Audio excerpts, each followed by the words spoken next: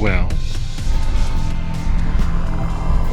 for those of you who don't know, for those of you who don't quite grasp what it is that we are preparing to dive into, it is the world of darkness. These characters, these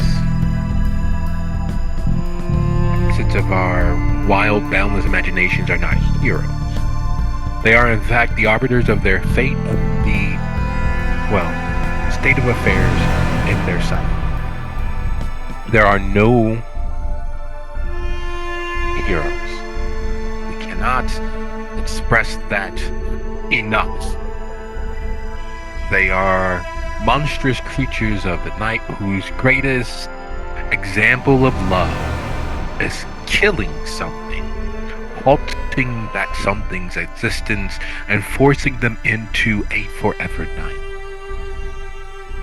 All of that mood setting aside, I am very glad that you guys are all here, and that this is, without a shadow of a doubt, the first step along the chronicle of the Gary Coterie. Tonight's episode is entitled Feasting on Ore and Mankind. Now, normally, there'd be some great preamble as to what the city is. But without a shadow of a doubt, I'm sure that each of you have an idea as to what Gary is. Your characters have existed here forever, and the forever simply meaning everything that has come before now. Gary's not a place where you go for hope. Never has been since its near founding. It was originally believed to be the Magic City, the city of the future. It was one of the fastest growing cities in the Midwest due to its reliance on steel, iron ore, and automotive works. It was originally part of the Chicago domain. It was once so many more things than it has ever been in the lifespan of most of its modern denizens and citizens. It was a victim of its time and the biases of the world around it. It was a victim and a sacrifice to the vanity and domain of Prince Loden of Chicago. It is the beaten dog of all domains in the Midwest. And yet it still refuses to die. In the last year, Prince Maxwell has solidified his grasp on the city. In the last year, Prince Maxwell has finalized the praxis of the Tower as the ruling body select of Gary. And that has come with quite a few changes for those who've existed inside of its domain previously. It was always purportedly a Camarilla city from the outside. From the inside, everyone knew that even as it was a declared and devout Camarilla city, that the law of the land was actually the anarchs. First under Juggler, who refused to even call himself Baron Juggler. Everyone else called him Baron Juggler. He simply said that he was Juggler. And then under Baron Stevens. And now, finally at last, unlike the mythology of Gary, they are, in fact, a fully fledged 100% Camarilla domain. That has not come without scars, and hurdles, stumbles, and various other calamities.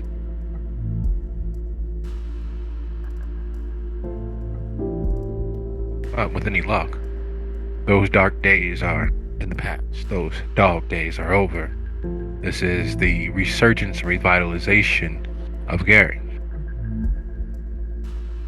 The good thing about being on the bottom, having hit rock bottom, there's nowhere to go but up.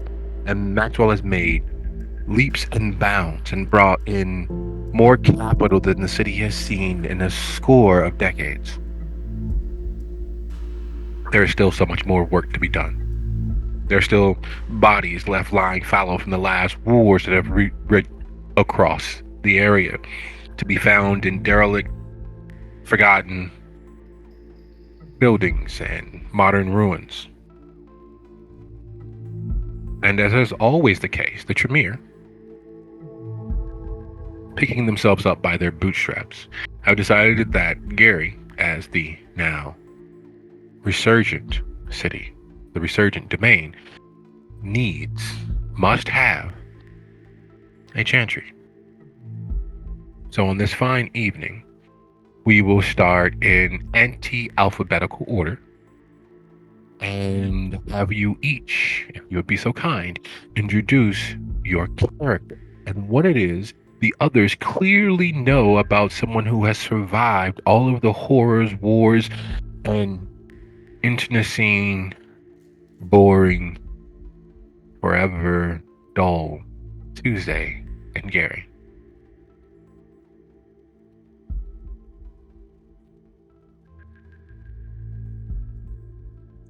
Anti-alphabet by first or last name? Yes, sir. It's usually first.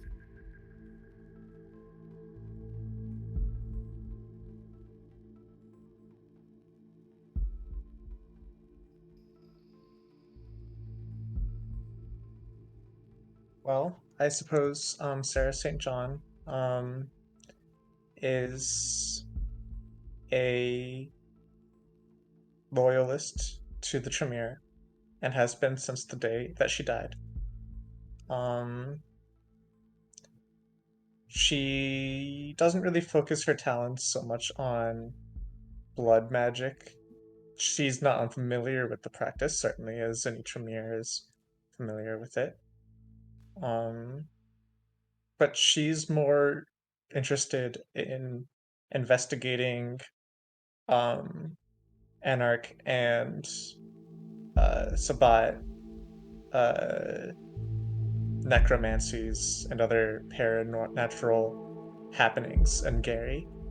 Um, she was born to the Giovanni, but sold them out for the Embrace and was brought into the pyramid, to which she's been loyal to ever since.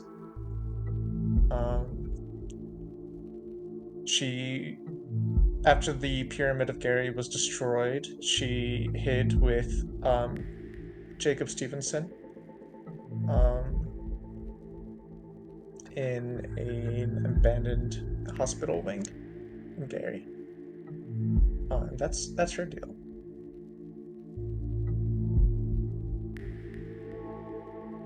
Okay. Marie. Hello. Sorry, my throat's a bit sore at the moment. Marie is a doctor who was born, bred, and raised in Gary. She studied at the local university, served in the military for a little bit, and was embraced. I think that's the right term. She was embraced a few years ago. I forget how many exactly, but he was assaulted in her own clinic and turned by somebody. I'm not entirely sure who, but she turned back up. Doesn't really know much about vampire society, kindred society, and has kind of just been wandering a bit blind for a bit.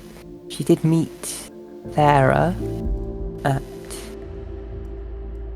I believe both before and after she turned, and has been providing some aid, but that's about it, I'd say. Very hard-headed person, but yeah.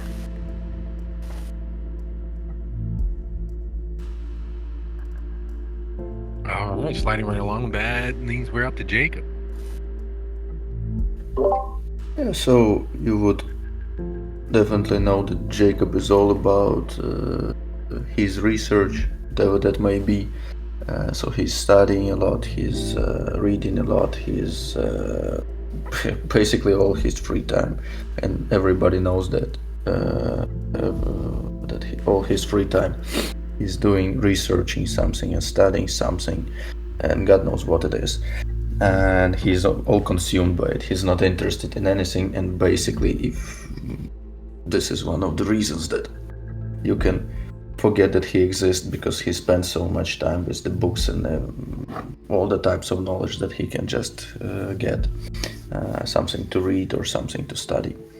And so when all the turmoil started, he hid together with Sarah, and they both hid in this abandoned hospital. And basically, was Sarah could have also noticed that even in this in a time of turmoil during hiding, he would be doing all the necessary things to survive. But other than that, he would be solely concentrated on the research that he does and studying. His main interest is just blood sorcery, and that's it.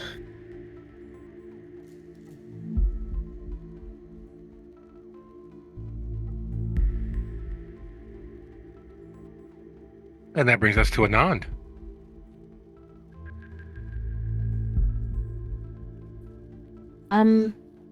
Most of what people would know about Anand is for a short amount of time. She is literally one of the people that helped save Regent Cone from final death, and then she was sent to Chicago for various reasons, and has recently returned from Chicago, having gained a little bit of status, but for the most part, she's still kind of scraping and trying to toe the line of being a Tremere, and has recently had some things dropped into her lap, which may or may not make things difficult going forward. So her focus is trying to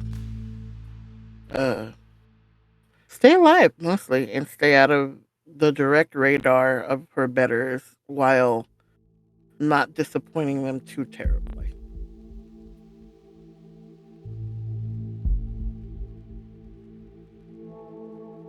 So, what I was hoping that we have the opportunity of outlining in this brief moment of getting to have the most superficial of knowledge of these characters is that they are, in fact, a motley band.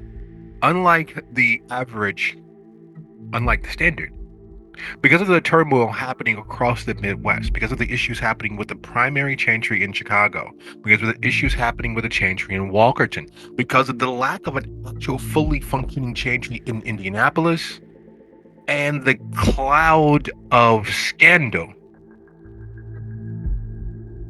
that exists over the chantry of Milwaukee, the chantry to which Karna was most recently the primary, the most experienced kindred, the regent, even though retroactively her status as regent has been something of a bit of a issue politically within the pyramid.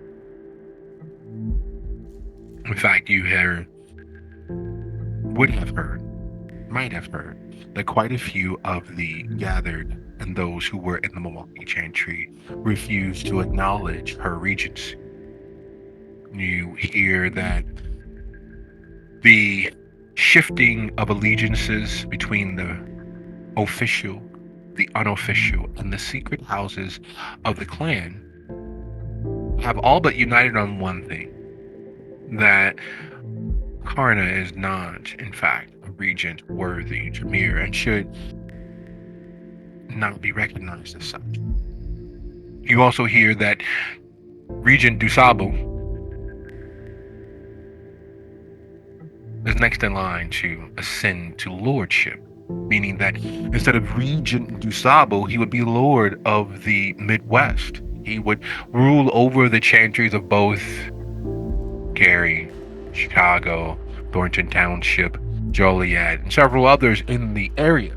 But for that to happen, there needs to be regents in place in all of those positions.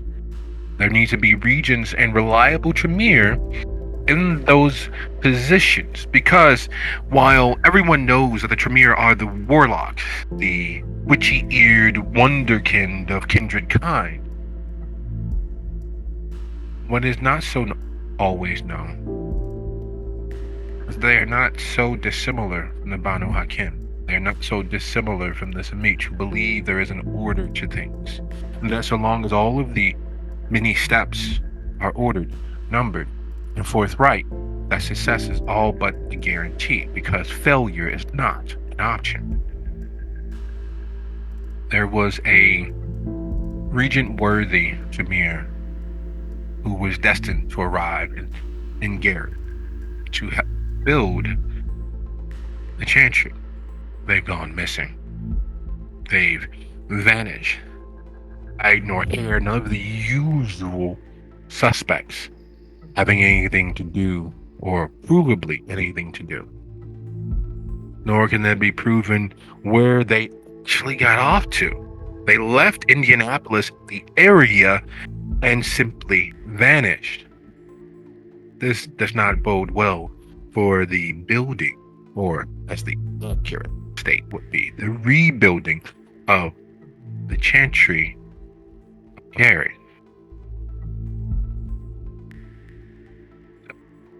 Simple question. How did you all find yourselves at Sophia's tattoo parlor, the Cathedral of Flesh? Sophia, one of the surviving members of the clan who existed here in Gary, one of those who did not go running for the hills, one of those who was strong enough to outlast the troubles that fell upon your city, that caused the devastation of the previous chantry, that nearly cost Regent Cone, Regent Rose, his eternal existence. Sophia used that time to unseat the local dragon, to dispatch the former Noxie from the streets and domain of Gary. Sophia, while everyone else was fooled by the dragon's camouflage, their ability to blend in, the ability to change their face and identity, Sophia stalked them. She built the case, she enacted an investigation, and she unseated them from the entirety of their property, their wealth, and some would say their existence, which is a gray area because we know kindred don't kill kindred, not without the permission of the prince. And luckily for Sophia, during that period of devastation to the Chantry, there was no official prince. So while the rumors persist, she's smart enough to not have left any clue as to what she actually did. And it's become something of a underground safe haven for the Tremere of Gary. So the question stands, how did each of you find yourselves here this evening?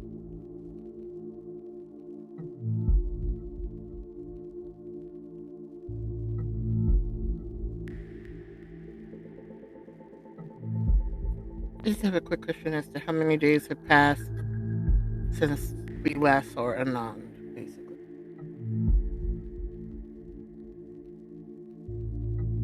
Nearly a week.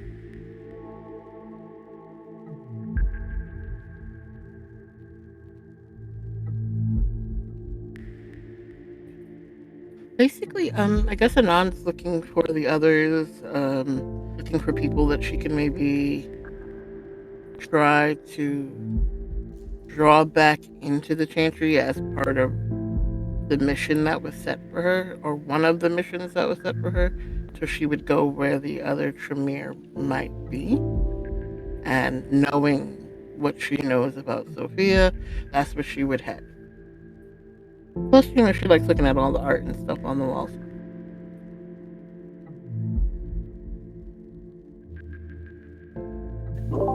You think, given the circumstances, that Jacob would receive some kind of a note, maybe most likely magically infused with blood sorcery, about getting to Sophia so he could meet Anand and help her, because that would be logical.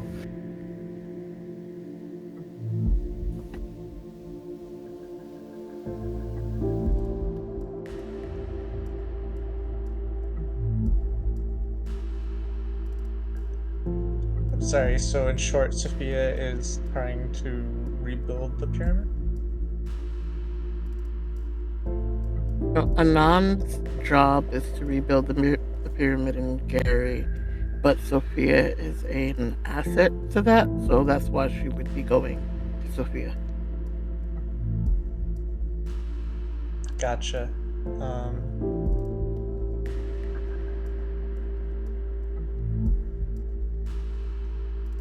Well, if Anand's looking to pick up Tremere, she probably picked up Sarah along the way, especially since they knew each other before the Chantry fell. So she probably went to the Cathedral of Hesh with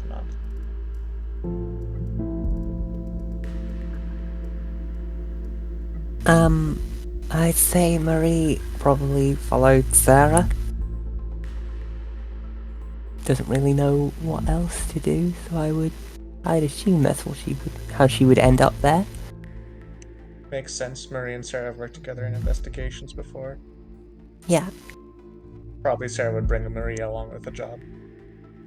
Hmm.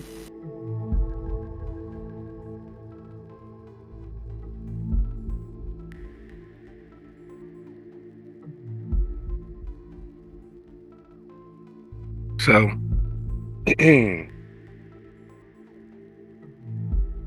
there is a magic to the everyday that most people ignore. It is from multiple people putting forth their energies into a moment. It's the strength and reason behind why fellowship has so many wondrous healing properties, why the spirit uplifts and the heart sings. It's part of the everyday magic that is easily overlooked, taken for granted, and otherwise, let's just put it point blank and perfectly simple, disrespected on a constant. The same way that clear blue, a bad day can come along and smack the taste from your mouth, so too can goodness. It comes down to that sense of belief, that comes down into that faith in the goodness of oneself and the world around you, meaning that you will not tolerate an evil, heinous entity in your presence. Comes down to you would not allow or should not allow something that does not align with your ethical moralities to exist. You wouldn't allow that 16, 15, 13, 12 seconds of maliciousness to ruin the entirety of the rest of your day. It's that belief and that choice why fellowship, because you choose to take part in a thing that creates that magic, that everyday magic that is constantly, significantly, otherwise maligned, not respected, not appreciated, to be ruined. Sophia has managed to craft, managed to build, managed to steal the Cathedral of Flesh from its previous owner and turn it into a melting pot of outsiders, survivors. The lost of Gary, both living, dead, and all of the states in between. It is a church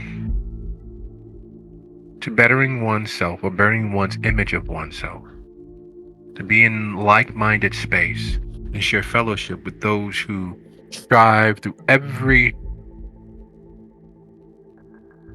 reason and effort available to them to better themselves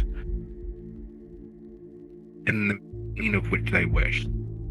Whereas before, there were, of course, body modifications and tattoos being done. There was definitely a bent to those things. It wasn't about perfecting one's image of self. It was about achieving the aesthetic glory and glorification of its owner. It was an insidious piece of, let's just call it what it was and what it is, cultishness. Slowly getting people to, well, when you really think about it, if you strip the Adolf from it, it wasn't a bad idea. We really should have a national education system. We really should be worried about ourselves. We really should be strengthening our borders so that we can grow. We really should be making sure that homeless mothers are. So the argumentation seeped into the fabric of the community. The argumentation seeped into the blind alleys of the streets. The argumentation slowly began to alter what was and was not acceptable under its previous owner. Sophia has found a way, through diligent effort and very much adhering to the idea you don't negotiate with evil. The moment that evil pops its head up, the moment that something untoward raises itself into view, you strike it down with as much malicious, directed fury as possible. It's an interesting idea. A safe haven bought and paid for in violence. Violent defense of the peace and the fellowship therein. So, as you all make your way there, as you all cover the wasteland tracks of Gary, coming from your havens, and is with no undue awareness that you all are greeted with several non-local vehicles, large, long things, black on black, the windows, the driver standing outside with their two-piece suits, clearly carrying some form of defense or offense, as the case may be. It is interesting as you all approach the Cathedral of Flesh to find so many well-heeled and moneyed individuals loitering out front.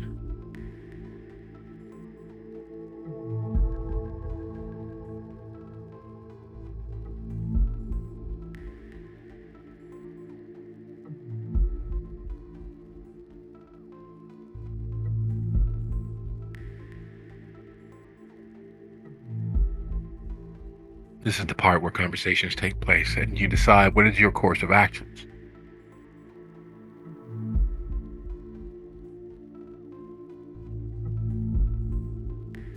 So we already met each other and we are going together to Sofia, or we are like already there? Well, let's assume that you all are going together with Sophia, as there weren't any other ideas put forth.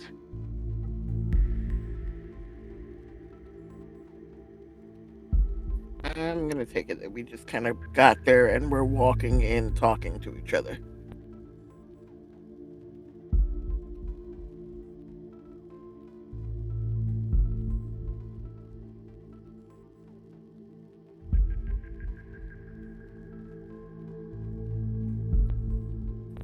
And then Anne walks in. She's going to also check and see if Gid has shown back up because she's been worried about him. But as they're walking in, so there's this thing that I'm probably gonna need you guys help with.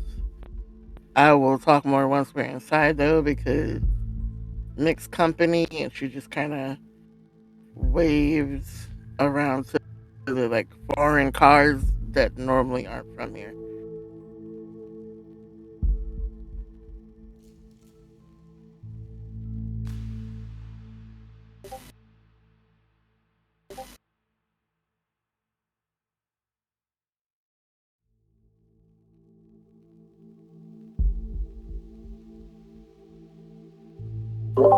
What do you mean by cars that I missed the word, I guess. What she said regarding cars that are not from around here? Yeah, storyteller pointed out that most of the cars have out-of-state plates or aren't from Indiana, parked out front.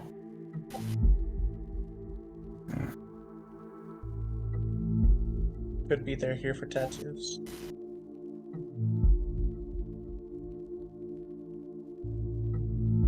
Have any of our characters seen those cars? Like, noticed those cars before in these days? Like, they struck them, like, for some reason, because as you would see a car, not local car, especially not from the Indiana, and you would have been like, yeah, that's like something new in the city.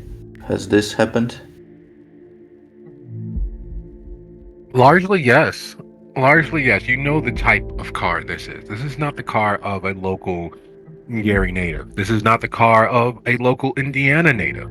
We're not talking Chevys and Fords and the odd Cadillac at a place. However, it is of a class of person.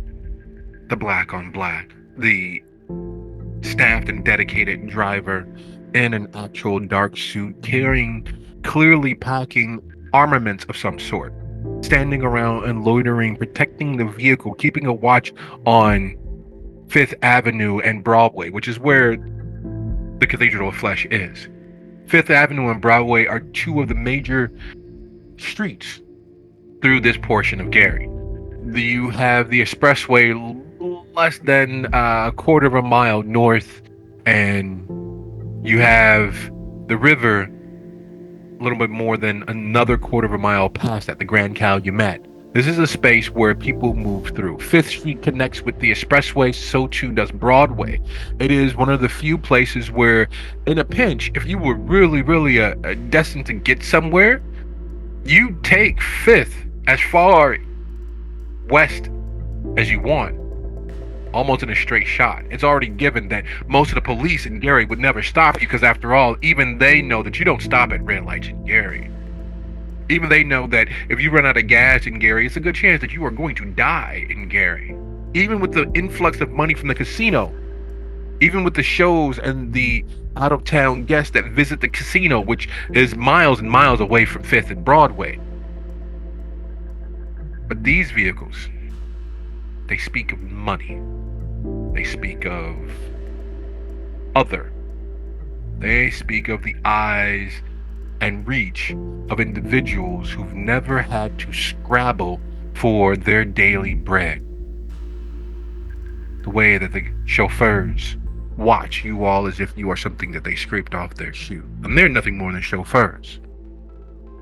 The cars scream money and elitism.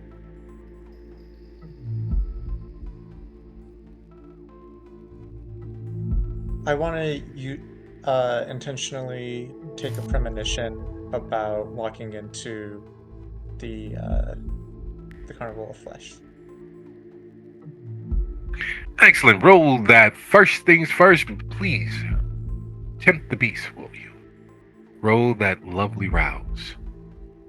As you ball your hands into fists tight and sharp enough that your palms begin to leap vitae. Your skin opens in response to you inflicting pain upon yourself to spur the hand of fate to reach through you and speak with your voice.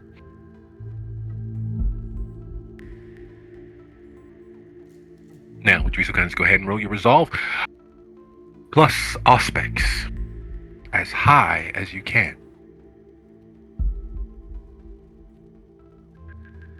Those of you with heightened senses, does anyone have heightened senses?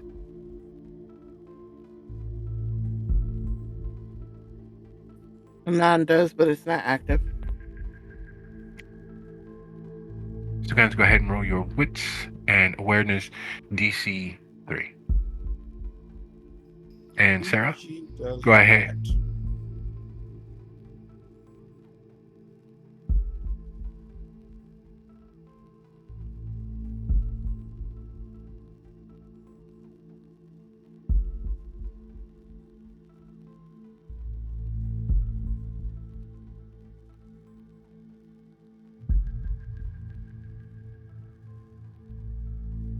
Wait on your rolling on.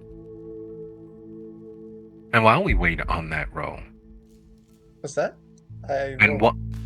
Yes, I said Anand. And while we wait on that roll, You all have had the opportunity of being in Gary long enough to know the effects of drugs, not just on the users and abusers, not just on that particular person and those nearest to them, but on the city, on the tapestry of the communities therein. The scent of iron escapes you all as you all make your way towards the door, the glowing neon door there on 5th and Broadway. The staggering escapes you all as Sarah misses a step, a small nothing. The sidewalk isn't even.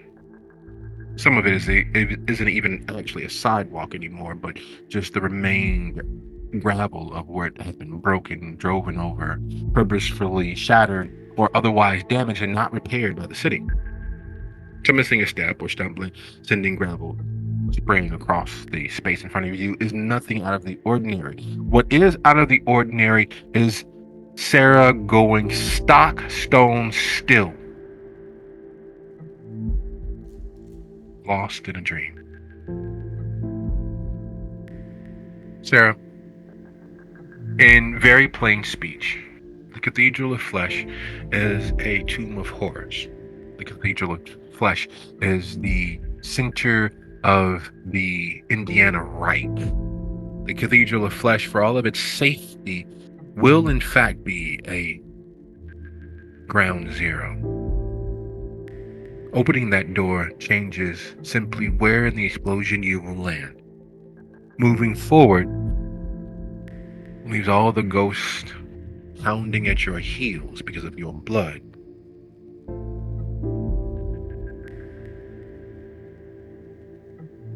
Friends, I am afraid of opening that door.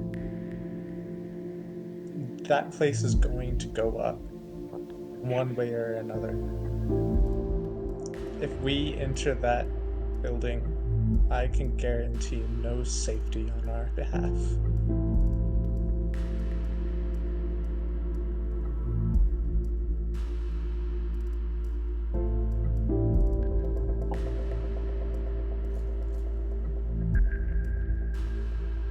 No, I failed that roll by 1, by the way.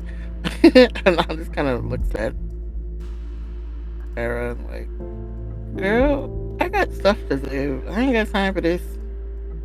You can stay outside if you want to stay outside, but I gotta go inside.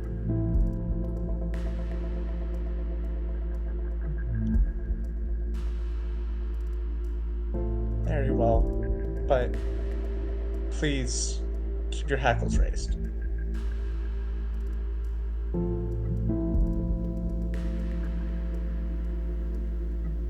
Yeah, I usually would have followed with your guts, Sarah, and I wouldn't go in there. But since I'm a little bit under pressure to help Anand, so I guess I'm going in as well.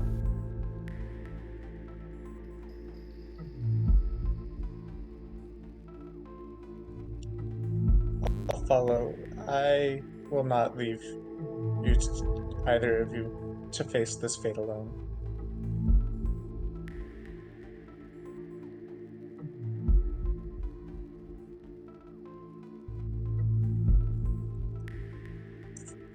As we walk into the building, though, I want to keep an eye on those cars. There's nothing healthy in comparison or contrast.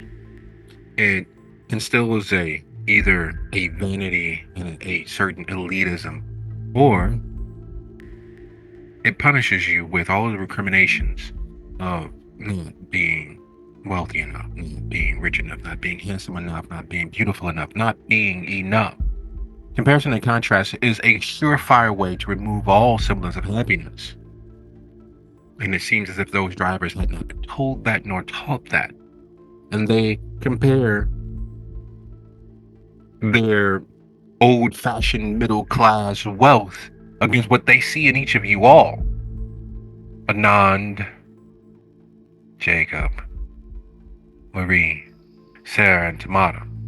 You all are Gary natives. You all are, even on your best day, looked down on by the rest of the world, by the rest of the state, and by certain portions of Gary itself. These out of towners, these foreigners, clearly, obviously, and in some cases, especially that redhead by that Rivian luxury extended cab, are looking down their nose at you all. These living, breathing examples of why simply finding your happiness is important. Think and perpetrate that they are better than you all in virtually every single way. That they would not be bothered to moving into such a clearly down on its luck tattoo parlor such as the Cathedral of Flesh. They would not be wasting their time in this area if they didn't have to. This is beneath them. You can hear their self-importance dripping and wafting off of them in waves. You can feel the heat of their derision of you from that distance. As you all make your way in, it is hard to square that away. Most. For you all as kindred, you realize that you are as far above them as possible while still remaining on this planet. It's literally as if something on your plate decides to insult you for the way you cooked it. Making your way into the cathedral, you find that unlike what had formerly been here, there's not a huge number of iron crosses. There's not a huge number of Nordic inspired art. There's not a huge amount of immediate disdain for everything that walked through that door. Instead, the colors inside are warm. There's lots of flowers. There's lots of bright, vibrant art for the skin, for the wall. The gone is the brutalist technic art. Gone is that feel of industrial decay. Instead, the place has been painted in shades of pastel, neon, and floral, all melding together into this hodgepodge of welcome. Those of you with an occult of 2 or more and a wit of 2 or more immediately feel the wards ripple when you walk through the door.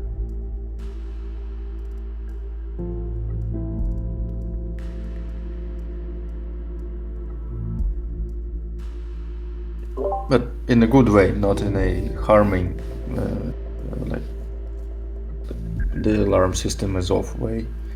It's just like letting us in. A deep tissue massage after a long day of working out is what it feels like. It feels as if the weight of everything 2 seconds before has been lifted off of your back. It feels as if after a long day's toil soaking in a perfectly temperatured sauna. It is a uncomfortable feeling for those not in touch with their humanity. For everyone else, it is a welcome. It is a here you can be you, whatever that means to you. Unlike the usual voice that cause a small grating, a buzz of the lack of circulation, a tingle of electricity along the skin, a prepared slap in the offing. This is something warmer.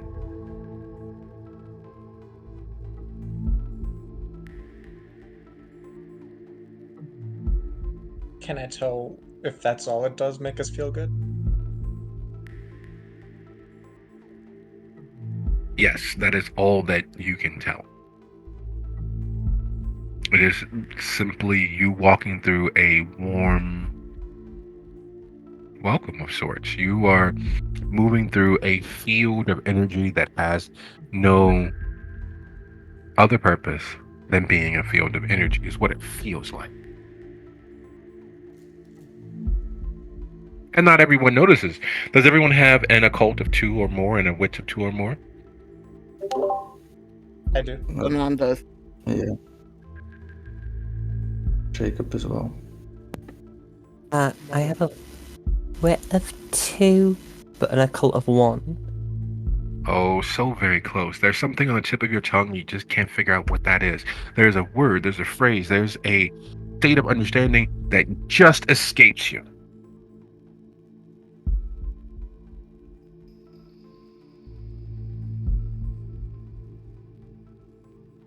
As per usual, as one of the few places open extraordinarily late, extraordinarily with a disregard to safety, at least on the surface. The cathedral is packed. There are folks waiting in the waiting room, slouching to their best of disaffected, I'm here, taking up space. There are sprawls of folks nearly one atop each other. And unlike usual, where people are waiting, there's not the ratcheting tension of existing in the waiting space. There are things for them to do. There's games that they can enjoy as a group. There are TVs on with various headphones lying around so that you can dial into whatever it is that you want to see. The artists are behind these glass walls. They're opaque from the waist down, but above that, where the artist is sitting and working, you can see their work being developed. It's not some hidden room off the side in the back somewhere.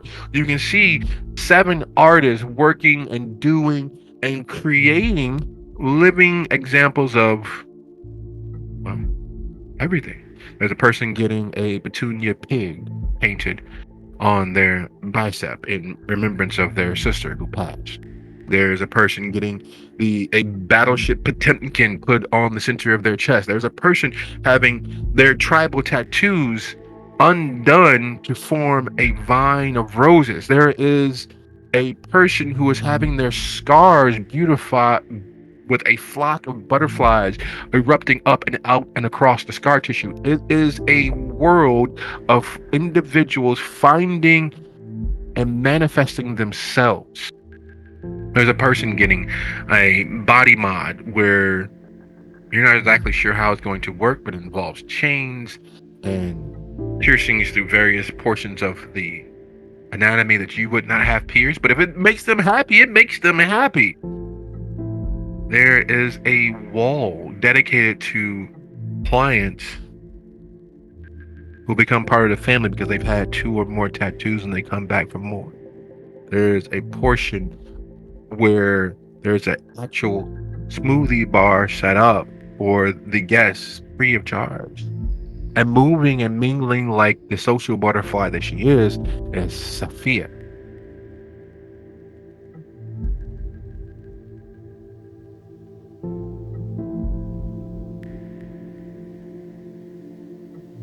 So, Anand, what's our cue? We wait for her to approach us, or we approach her? Anon's already on it. Like, she raises her voice just a little bit above conversational so she can get Sophia's attention. Staff girl, what you in here cooking up? It feel real good around here right now. Well, you know it should. We've got some blokes from across the pond. Come on in back, I'll introduce you.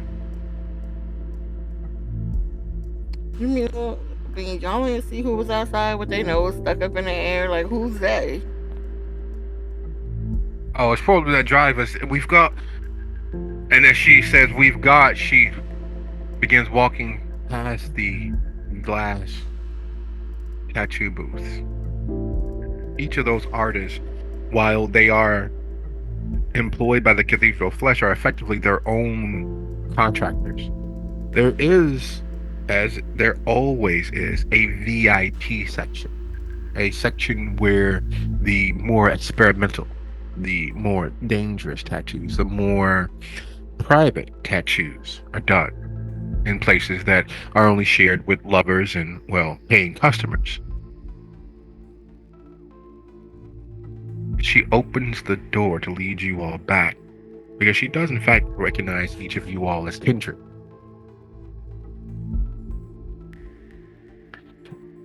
Behind the door are several members of a modern funk, rock, techno, and pop band from somewhere in Europe. You've seen their faces. They started here as a grunge band. They left Gary about 25 years ago and have not looked back since. There are old men and old women and groupies that have been doing the gathering and gathered sharing of space with rich, influential, or at least famous individuals for longer than you all, some of you all have been kindred, longer than some of you all have been alive. It is a veritable throwback to the late 70s where rock stars were gods amongst men. They had parties that were illegal in 49 of the 50 states. They were able to consume and indulge in all of their sins. And that's what you all walk back into.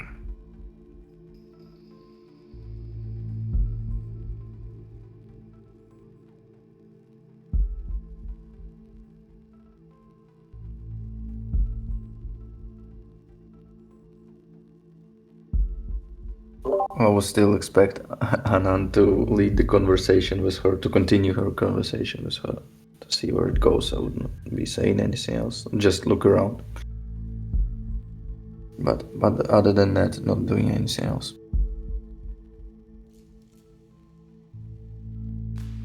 Mara takes a mental note of some of their ages and how poorly or how well they aged through the decades of sin that they've been through.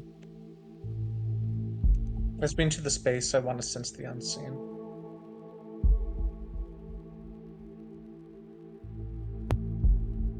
Maria is taking it back a bit and trying not to show it.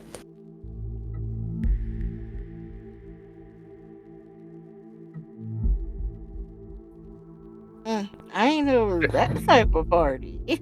Girl. Oh, Get girl, it, you've girl. got to be serious, yeah? This is nothing. You've got to see what I've got. I've got a contract with the casino for anyone who's interested in all of the healing arts that can be possible with a bit of ink and needle. And while she speaks, Sarah, would you be so kind as to go ahead and roll your witch plus aspects as high as you possibly can? The thing is, and you've got to understand, it's not about what you know, it's about who you know. And these geezers, if you get me, because they are in fact geezers, they are fucking absolute fucking geezers. That one, and she points to the one that is nearest Tamara, who is all but sizing Tamara up for a, well, for some might find it comfortable, but latex isn't for everyone. Hey, he's propositioned me about 17 times, and he understands I'm young enough to be his youngest daughter's daughter. But yeah, he's still at it. Luckily, he's well connected, and we can manage to make the most of that. So I'm guessing you're here for the same reason that Rita said somewhat earlier, yeah? Come on back. Rita was here. Aye, she's been here twice this week. And she stops and realizes that she's still in mixed company. Come on back a little bit further. We'll take it to the office. I've got a bottle you guys might like. It's come all the way from Milwaukee. You mind that? Someone literally put themselves at risk to transport a single bottle of fucking piss warm beer to the casino. Luckily, I managed to intercept him, and well, a trade for trade. And but anyway, come on now. None. Get one last glance at. Back, just kind of with a raised eyebrow. Yeah, one last glance and just kind of follow them back. Sarah's gonna follow by the nose. The office is nothing like the rest of the space. The office is a 17 by 17, no hidden alcoves, no additional doors. It is a point of last refuge. You notice that while the private tattoo space just outside the office door, has three doors connected to it, one from the main access area, one into this office, and one to the outside world. This room is completely lightless. There's nothing in the outside world that can reach into this space. The only problem, and the greatest problem, is that there is but one door into this space. The walls, unlike elsewhere in the cathedral, aren't brightly painted. They are dull, they are drab, they are solid gray brick. The sort of thing that reminds you of cinder blocks, but are far too small for that, as if they've been layered one on top the other, one on top the other, in front of the other. As far as you all know, there should be an additional 4 feet, but it's all brick. There should be an additional 2 feet on each side of space, but it's all brick. Unlike the colorful, warm welcome of the rest of the cathedral, this is, well, crypt. All drab, almost despondent. It's the other side of the coin. Well, but sit down, yeah? And she sits behind the threadbare IKEA desk, pulling out one of the rolling drawers, and produces a bottle of Ember beer. A 22-ounce bottle of Ember beer that simply states its brand as The Brew.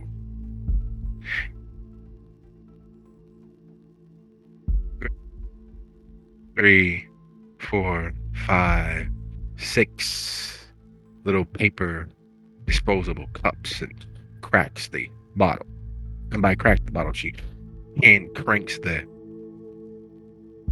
lid off, clearly exerting more effort than was needed because there's a small crack in the glass. She pours a sample size of each into each of the cups.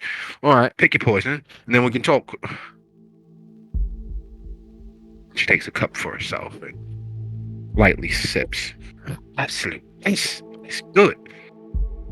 I take Sarah it will and pick up a cup and heard of this being from Chicago.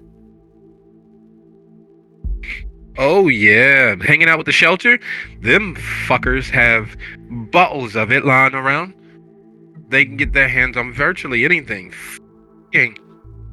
You're not sure how she's able to do it, but Hesha has some of the most interesting associates. There's the constant conversations about former members of the shelter, and one of them being a sommelier for the local blood trade. Her knowing the blood czar, Safoa, directly. What the fuck? And I'm kind of smirks Sarah. and passes Sarah a cup. Sarah will coolly drink from the cup.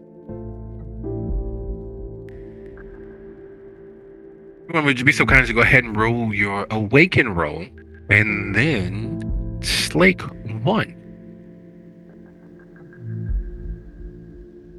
The small bit of liquid, because it's not quite beer. It's not an amber ale. It says that it is, and it looks like it is, but the moment that it touches the tongue, you are enlivened as if you've had the opportunity of drinking deeply from a drunk and inebriated donor. Those of you with exclusions and inclusions and prohibitions against certain donors, none of that matters. It's bottled. It's good. It feels wrong. Because there's no way that this small little sample shot of an amber ale that you shouldn't be able to drink should be palatable, let alone actually sustaining.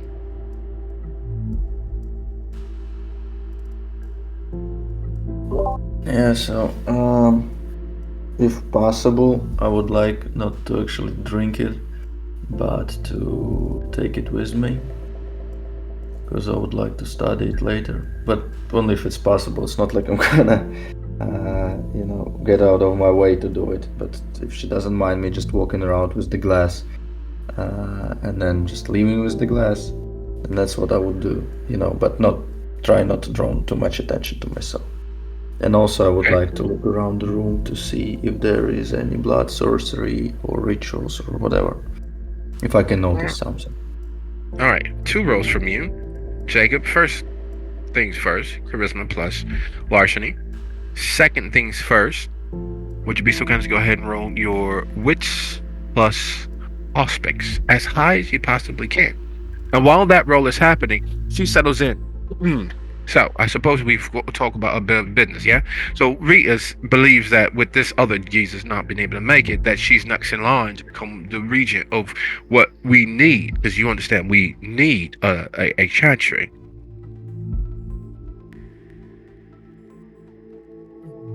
And kind of sneaks a look at Tagala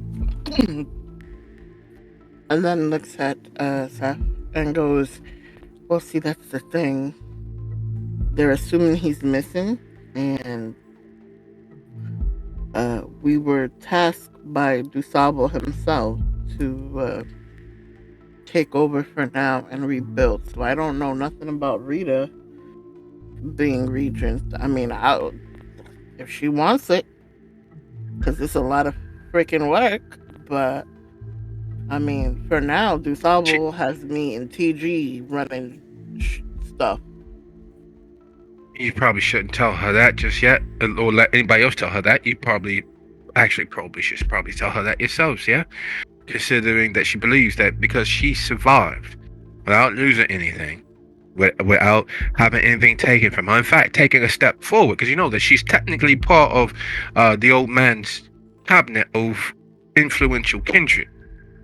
She's a bit further on than the rest of us. If not for her enmity with the fucking Castigliones, I'm sure that she might have been maybe, I don't know, a principal of faith, maybe even next in line for the Seneschal once, the fucking Anarchs screw that up.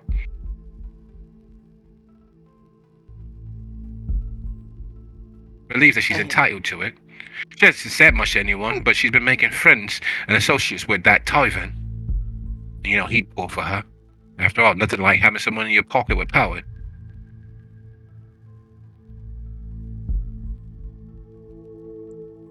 I take it he's definitively not gonna like the fact that does not get the position that she's hoping for. That's gonna be problematic. It will be, especially if that's the case. I think I'm gonna follow Dusabo versus her. And he said me and Anon are running the show, so I'm gonna go with that. I mean, yeah, well, I figured that would be a case. He tried to get in touch with whoever showed up. We showed up when we were called, so because she didn't show up, I mean, what are we supposed to do with that? Just like, oh, sorry, girl, you too slow. You can take it though. That sounds crazy to me. I mean, again, I don't want to fight her though. Not for this. Yeah, you probably get got.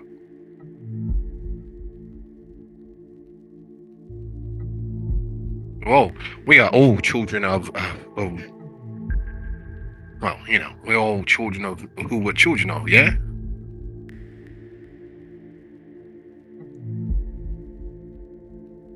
Yeah, and we're supposed to make the whole stronger by banding together, and that's freaking fine. But again, when the chips were down, who was there? Us two stupid idiots.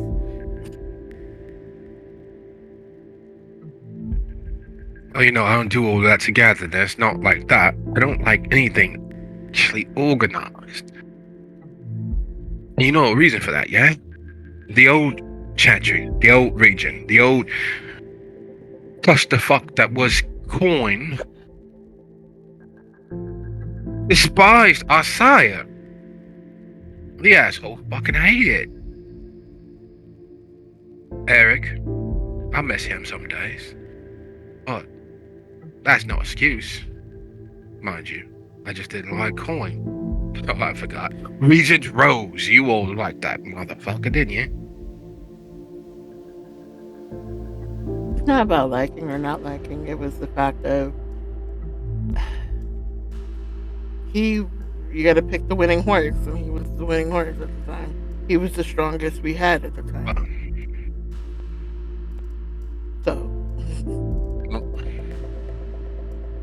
she looks from one to the next of you all.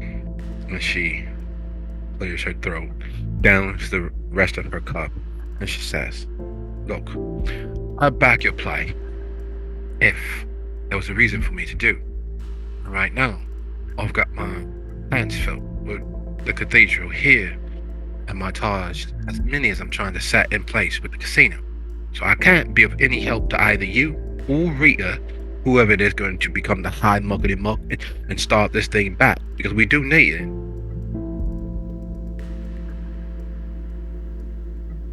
There can't be any dissension amongst all ranks. If I were you, and I'm not, thankfully, I'd go have a sit down with old relative, our older sister, and straighten things out so that she does not have any hard feelings. Because if she has hard feelings, you know Tyber's gonna have hard feelings.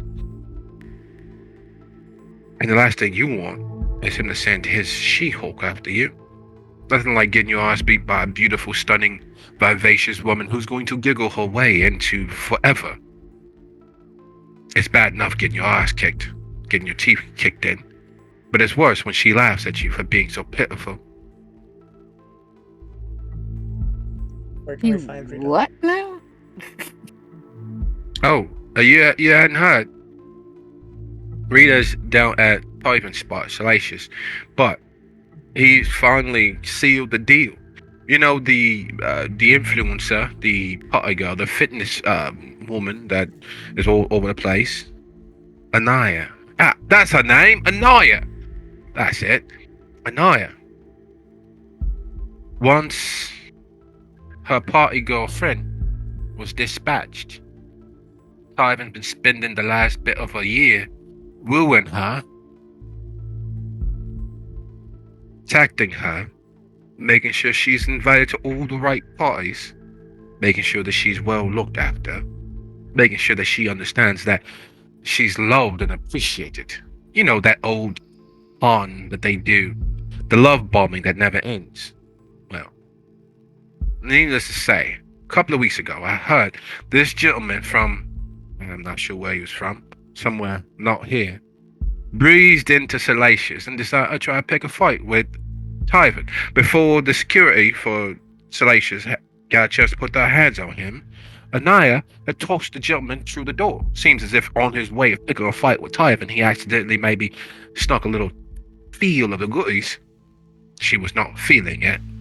And unlike other situations where, you know, the police would have been involved, the constabulary would have been involved, Typhon covered for her. And her and Typhon are, in fact, Typhon and her are, in fact, on the same team these days.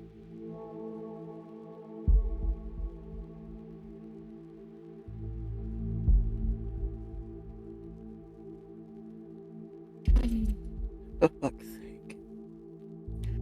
Alright. Yeah, lovely woman, great smile, but I would not want to be pouted by her.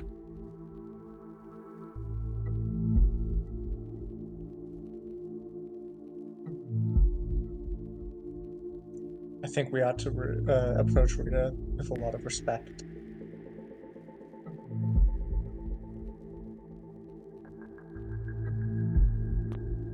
I don't have no problem with Rita. I really don't. It's just that for her thinking she's in charge and us being told by the higher ups we're in charge, we need to get some shit straight so that somebody's in charge and that it's not out war. We barely survived the last fucking Tremere war. We don't need another one.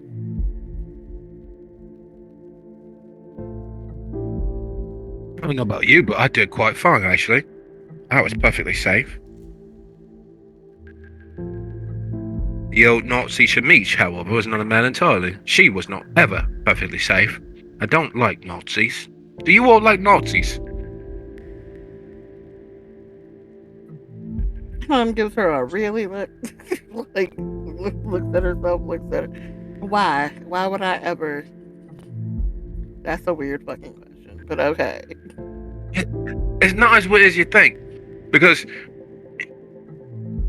I've happened to have had the previous owner's books for a little bit now, and they were smart enough to put things in code. You see?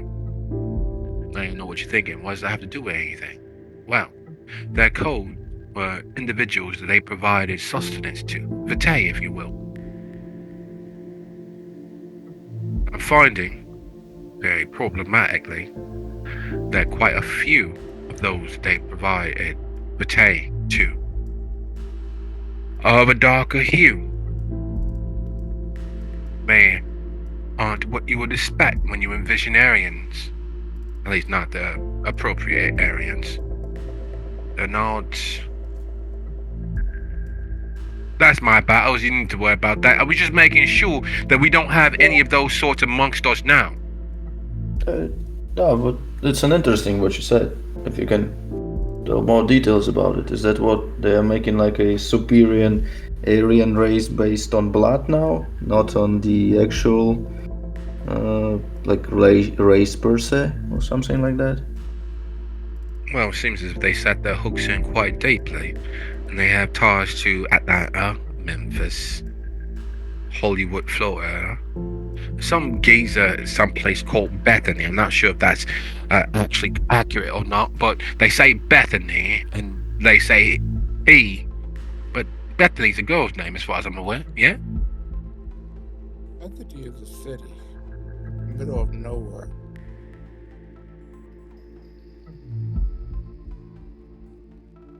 Why would they have ties to a city in the middle of nowhere? You'd be surprised where our people hang out at. That's not very fun. I'm not looking forward to a road trip, but maybe. So, needless to say, I've been quietly working on this. I've nearly got a map together.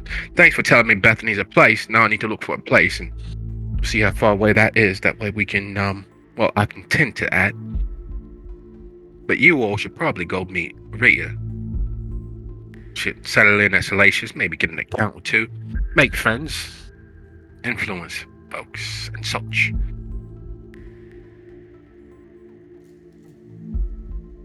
Fine. I think we should go. I have a feeling if we're gonna do that. Yeah, and Go ahead. yeah, sorry, but on a side note, if you can repeat what roles did they have to do, because I a little bit fucked up and overheard it. First was wits plus awareness. Then it was charisma and larceny, but that's fine. Subterfuge will do. You've got 2 successes with that roll. Then your wits plus awareness roll. You all. There is a threshold for certain. What's the difficulty on those? As high as possible. The difficulty is high as possible? Yes, as your target number is as high as you possibly can get. You decide on whether you would like to spend willpower or invest any other resources into that. But remember, your target is as high as possible. You can enter in a 0. You can enter in a DC of 0. You can enter in a DC of 3. You can enter in a DC of anywhere in between. Standard success is 3 in a row. Just if you're just aiming at standard. The DC will be revealed if you make it. I see. Sorry.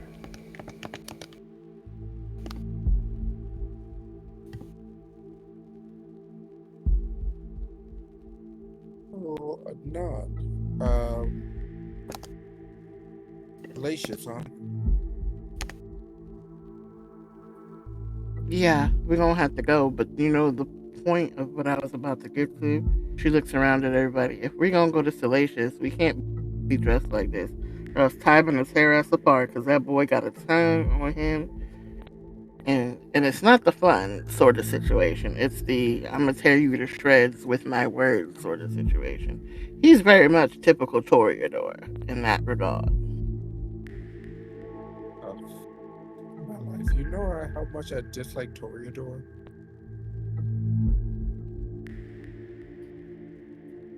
You just like most people. Let's be honest.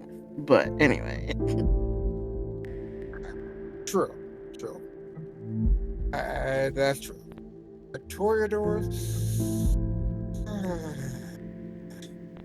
That's all I got. Well, I guess we need to all go get dressed into something that looks pretty, or we'll get yelled at. What kind of place is Salacious? Glaciers is a bar. I wouldn't really call it a bar though. It's more like a harpy hangout. it's a multi-level dance and entertainment club. Not quite strippers, but like secret rooms and a little bit of brothel vibes in a way. But yeah, multi-level club is the main part. Right. But So what are if we you're wearing? dressed even slightly wrong, they'll tear you apart. If you say the wrong thing, they'll tear you apart. If you look the wrong way, they'll tear you apart. But other than that, it's fine.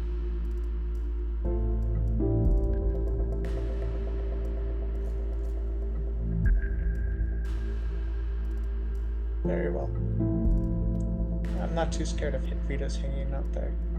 But what kind of dress code are we talking? The hippest fashion that you own. Yeah, as high end as you can manage.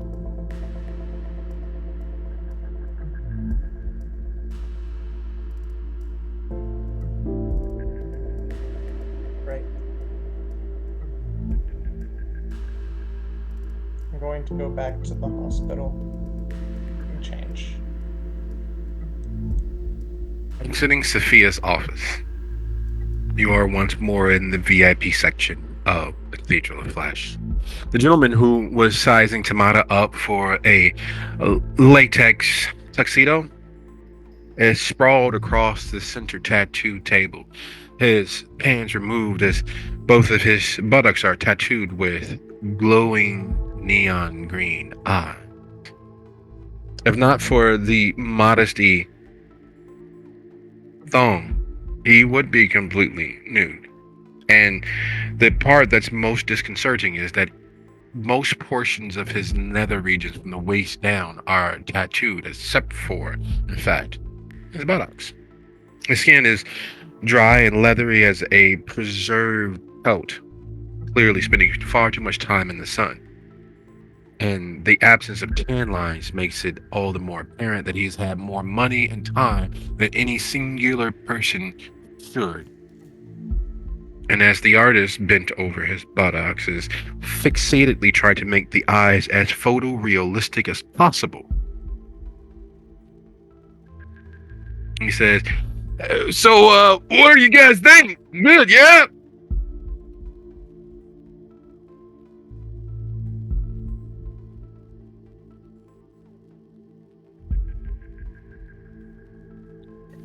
I would just ignore it. That's what I'm saying to everybody. I would just ignore that. The mother doesn't even give him time of day. Sarah's gonna give him a shaka sign and mostly ignore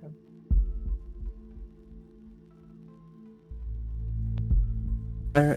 Mary pretends like she just didn't even hear that. Well, and on the being raised that she was, when people speak, you speak back usually, so she can't ignore it. But instead, she just kind of comes over and looks. Huh. You know what would really make this pop? Just a little bit of that white and the highlight right there. Perfect. Alright, I gotta go. You don't think it's too much putting the tongue down my throat? Please don't move, sir. I mean, if you gonna go out. Balls to the motherfucking wall. That's exactly what I wanted to hear. Do the full job! And the hangers on and the groupies start politely snapping their fingers like there's some beatnik poetry session. The other actual band members, you can tell, have been in this situation far too often, clearly with the other tattoos that have been deposited across them. When they groan and put up with it and gently strum a guitar and pass a joint, and one person you see unfortunately is actually using a full-on water bong, and you're not sure where or how they obtained that crystallized bit of narcotics, because they don't even make it anymore. They literally don't make that narcotic anymore. And yet, as he sparks up, you're taken back several decades to Gary's past, where that particular poison worked its way across the city, investing homes and families, what few remained and were surviving in the shadows of the deplorable state that Gary had fallen into. This made it worse. Just when you thought that they'd hit rock bottom and there was no other place to go, this particular narcotic dug a hole right to hell for them. And they don't make it anymore. There's not any profit in it. Yet, as he lights up and his glass bong begins glowing a beautiful, warm, and bright, vibrant blue in response, the acrid smoke billowing up and out of his lungs,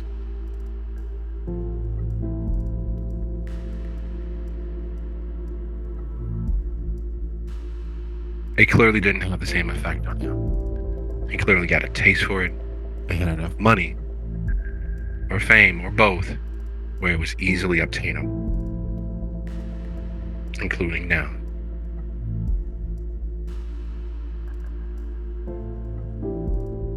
You said not as familiar with it. Is it what I'm thinking it is, or is it something else? It is. Y'all hold your breath and get out of here quick, because that's not good for anybody.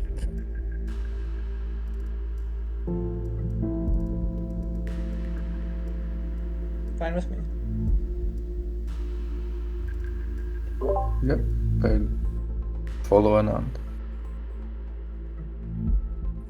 When they Monica get stops out of breathing and walks away. when they get out of earshot, she kind of leans over near the rest of them, but mostly talking to Tagala, because he would also probably recognize, where the fuck did he get Ash? I thought that was done. I have no idea, but I guess if you get enough money, they'll make a special batch. But damn. That's we no gotta good. get the You know hell what out that of here shit did before we last get time? caught. Yeah. Yeah. We might want to make a mental note and figure out who that dealer is and make sure he goes away. If you know what I mean. Yeah, I'll loop back around after we handle what we gotta handle. Because we can't have it getting back on the streets like that. Especially after what happened last time. Yeah. What's Ash? If that hit the street again, that's gonna be bad. But why are the kind smoking this shit anyway? Did Sarah ask Anand what it was, or was that just like a out of character? I was in character. Anand gets closer to Ash to Sarah so that it doesn't get overheard. Basically, it's a drug made out of our blood. What the fuck? Yeah.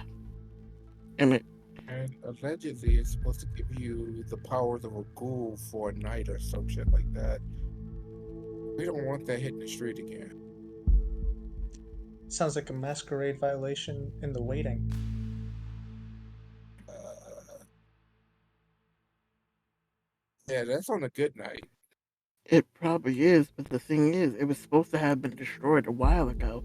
Years ago was the last of it. I don't know where the fuck they got it from, and we're gonna have to find out. But right now, we gotta focus on what we gotta focus on.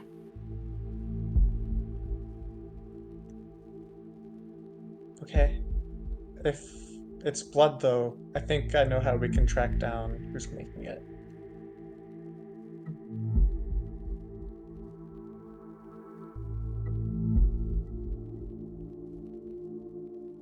So, about the dress code, do we actually need to change, or we are just can walk like that? You all can tough it out if you like. But it is Mom's a not place gonna go where it is a place where local rich elites hang out. It is a place where those with enough money to not worry about being snatched off the street go. It is a place that the last few remaining well-to-do denizens of both the kindred and human communities of Gary party, because everything's for sale. Anon was not joking. It is very much a brothel, especially for the kindred, where a few quiet conversations in a dark corner might provide you with all you might need from your donors. Those who've had the opportunity of traveling across the border into Illinois, or those who've had the opportunity of saving up enough funds to party there previously, would know that for the right donation to the establishment, you can have whatever donor you want, whatever type of donor you want, for as long as you want, provided you reach the right level of financial reimbursement to Salacious. Rooms, suites dedicated to certain themes. You could, with the right financial donation to Salacious, spend the entirety of the day orbit there, safe from the outside world. You could receive some of their top flight trained donors who work in pairs, in threesomes, and quadruplicates to assist the kindred safely and freely gain as much blood as they need without leaving bodies behind. Salacious has always been the place, even before it was Salacious, where the kindred of Gary could be kindred safely.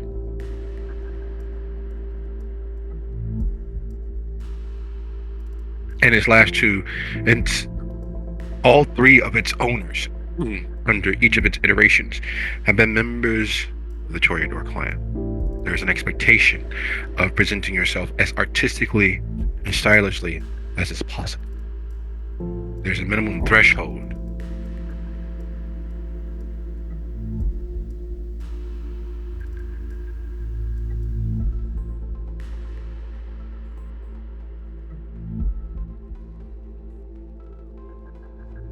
Well, I don't have much of a clothes to change into, so if this what I'm wearing is enough to get me in, then I would stick with what I have. Well, as a kindred, you have every right of being there. As Yeah, a kindred, then I'm just gonna stick with what I have and follow Anand. Sarah is going to change into red slacks, black pumps, black top with a red blazer. It's a nice look for her, I think. She's got a small collection of clothes from her more active investigation of jobs in the Chantry. Being able to blend into different kinds of scenes has aided her in the past.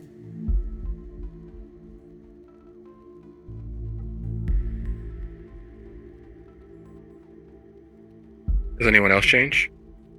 Or do they just go as they are, what they're ready to wear?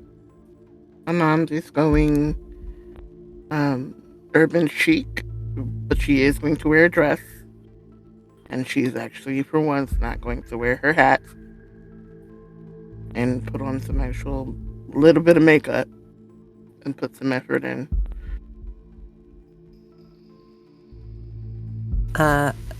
Marie puts on some makeup. That is about it. She thinks she's being really careful to blend in. She's not doing a good job of it.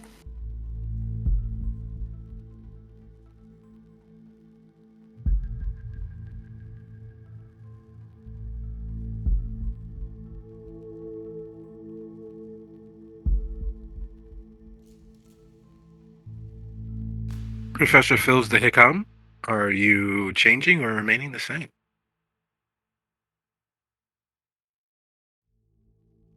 Yamada is gonna wear black Stacy Adams with gold buckles, a black turtleneck that's thin of a shirt with a black sheer over shirt with gold buttons, black slacks, and a black and red fedora.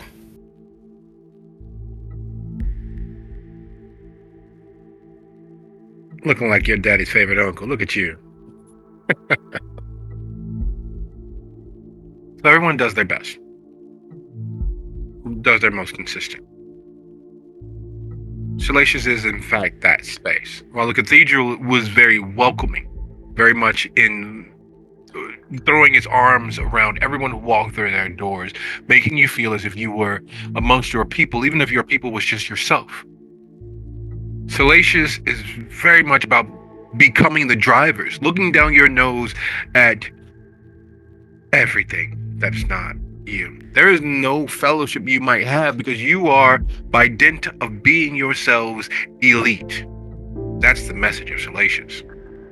It is unfortunately also because of that, because of its elitism, a place where some of the best parties in Gary happen. The mortals, those influencers, the social media experts, the party girls, party guys, the party people go to Salacious to prove that they are, in fact, as elite as they say they are. They go there and they throw events because, well, why have a party where everyone enjoys themselves and you only spend $1,000 when you could go and blow $500,000 to prove that you could do it? That's the place that Salacious is. And there's also a place, because of its elitism, that privacy is guaranteed for certain meetings. You can have a suite of rooms that are beyond VIP level in terms of maintaining your privacy.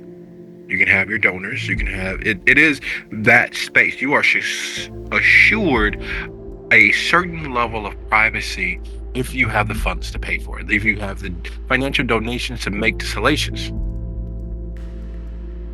Because you all are kindred and the security is trained to allow you all in, even if they know that Tywin will probably rip the flesh from your bones with his tongue. Being kindred, the door staff, the security team, the ticket agents are trained to allow you all in. However, because, well, various reasons, they do what they can to make sure that you aren't entering when Tywin is near the door, based on dress, based on approximate price tag of outfits. They are doing that calculations at the speed of light. And for mortals, it's even worse. The gentleman is asked to go to the back of the line 3 times based on how many buttons he has buttoned on his shirt. The young lady is asked to step out of line until she grows into her hemline. A group, about 10, clearly moneyed individuals are asked to step to the edge of the parking lot and start over because they just happen to be wearing polo. The brand, Ralph Lauren polo shirts. Several $100s worth of fabric because of the name on the shirt, and they're asked to exit to the edge of the parking lot. There's a young lady who thought that she could get in wearing her glasses. Because her glasses are, $1,200 that she spent and wasted, stole, obtained somehow. But only a poser will enter into Salacious wearing sunglasses. What are you, stuck in the 80s? Go to the next block and walk over. And they would literally stand with binoculars and watch her walk to the next block so that she has to walk back. Because if she doesn't, she will not get back in the line.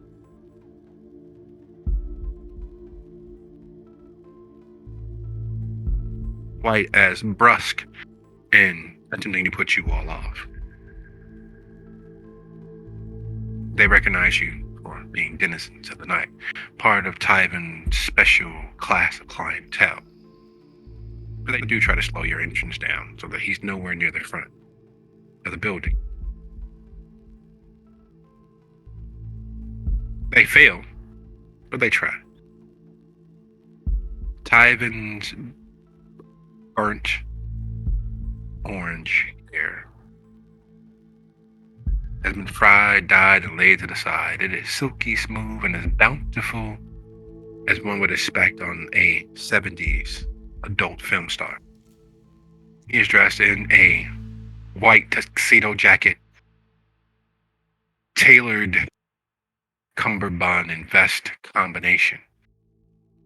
He has a silk kilt that hangs and drapes from him, outlining how thin and muscular he is. He very much looks as if you could combine a prince of the realm and a queen of the domain into one singular entity. And he flits and floats. He mingles amongst the gas. He wows them with tales of most recent lore, gossip, and scuttlebutt.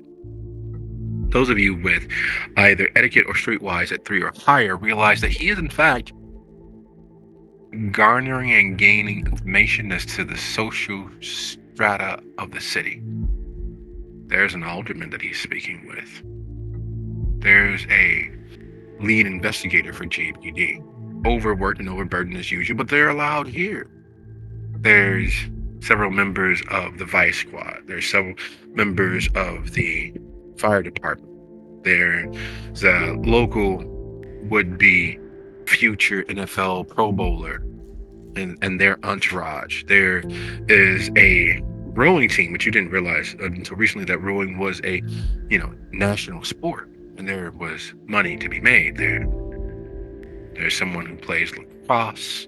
There's a pianist, a cellist, several other members of the arts community as a whole, several state supermodels and regional supermodels. There's one national model mixed and mingling amongst the crowd. And he's lightly touching these groups, gaining as much information as he shares gossip. And everywhere that he's moving through the space, it's hard to take your eye off of him as he dances and flits and lightly touches and floats through one conversation, diving into another, and he's gone before people realize that he was there.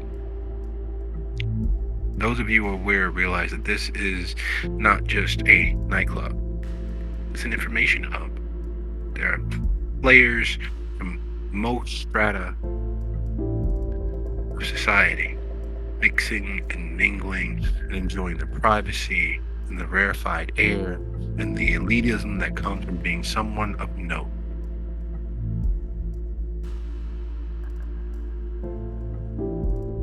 The sad thing, things that you all don't bring yourself to actually admit out loud, the fact that he sees you and ignores you is far worse than him lending a lashing of his tongue.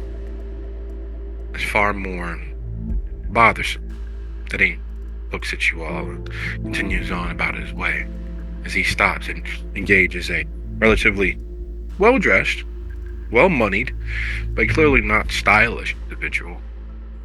The gentleman's wearing a shale slate gray suit coat, gray jeans that have been washed several 100,000 times, or they pay that much for them, and as round and old as ancient could be, and still be flesh and blood living.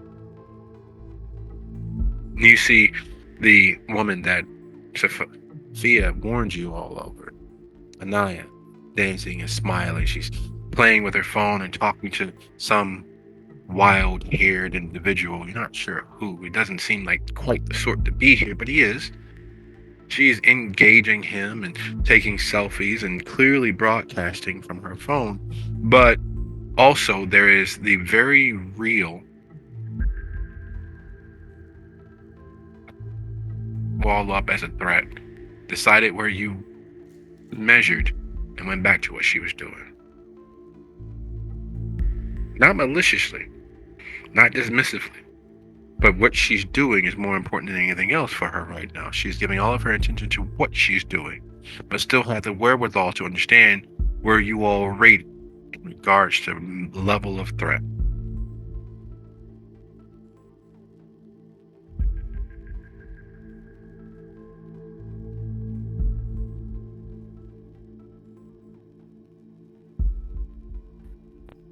Anon sighs very softly because she's thankful she doesn't have to talk to Tywin, but at the same time, she understands loosely what the snub means. Let's get this. We need to find Rita and get this over with. If we can avoid pissing him off, that would be all the better. So let's just, again, be on our best behavior. Don't take anything he says personally. And let's do what we need to do. And Anand will start moving through with her little posse of ducklings and try to find Rita.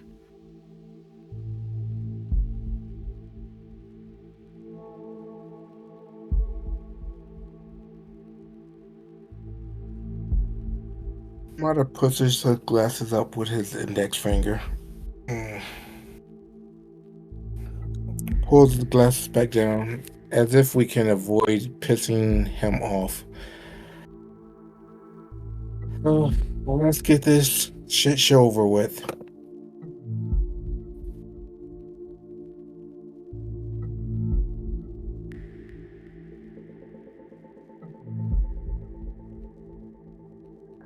Is a cost of doing business. All business. You all see it in the faces, in the corner of the eyes, and the slightly tight smiles, the sometimes overly loose smiles, and the scowls, and the stylish leaning in the shadows, the posing to be seen, the work and effort as it settles across the shoulders and bodies of those gathered. It is a lot of effort to be the stylish, partying, wild and loose, and that causes many of them to utilize other substances. And you can see the telltale signs across the crowd.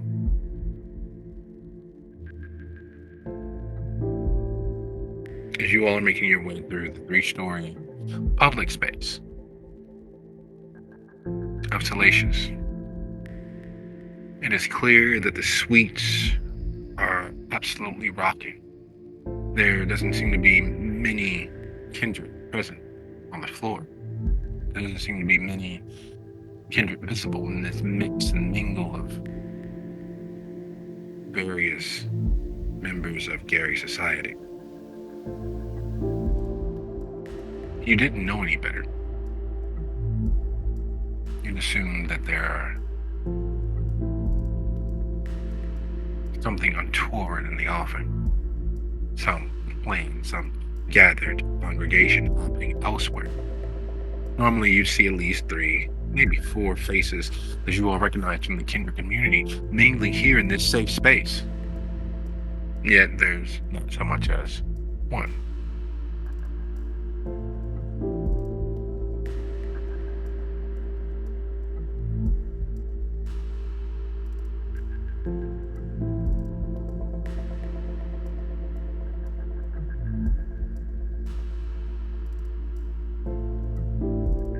the accepted leader of this motley crew of none, you use the faces, the tension, the ebb and flow of conversations to pick your way through the crowd, to find where in the building Rita might be.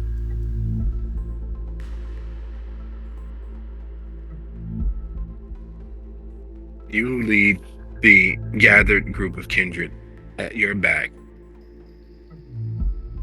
near the kitchen. I would prefer the dogs, the ones that she mentioned, to be the name rather than the group of kindred. Ducklings or whatever that Anand joked about. Yes.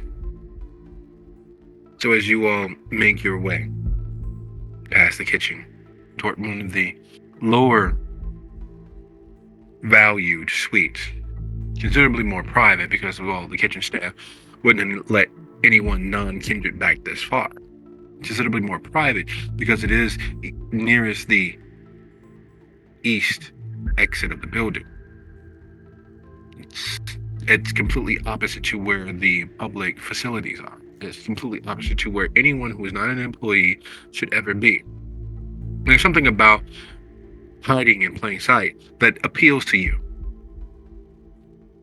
And you find yourselves at the standard, low-rent dive suite across from the kitchen.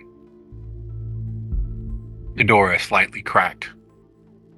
Inside, you hear Rita's voice and some other heavier, more masculine voice. It is a little bothersome because there's no way that, having put forth all of that effort to have a private aside, that they would have left the door open if they weren't expecting others, or most likely you all.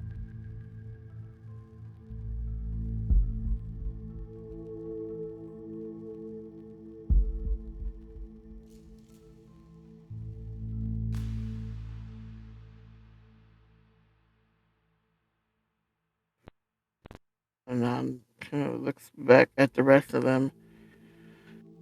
I should have known that it wouldn't go unnoticed that we were here, and possibly why. So, again, we're going to do our best just to get this over with. And she will very carefully knock, but then not give time to be answered, and push the door open all the way.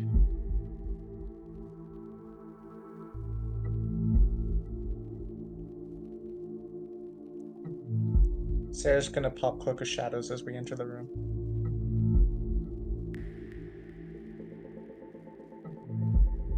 Armada looks around, make sure that no one is walking towards us, and then he walks in.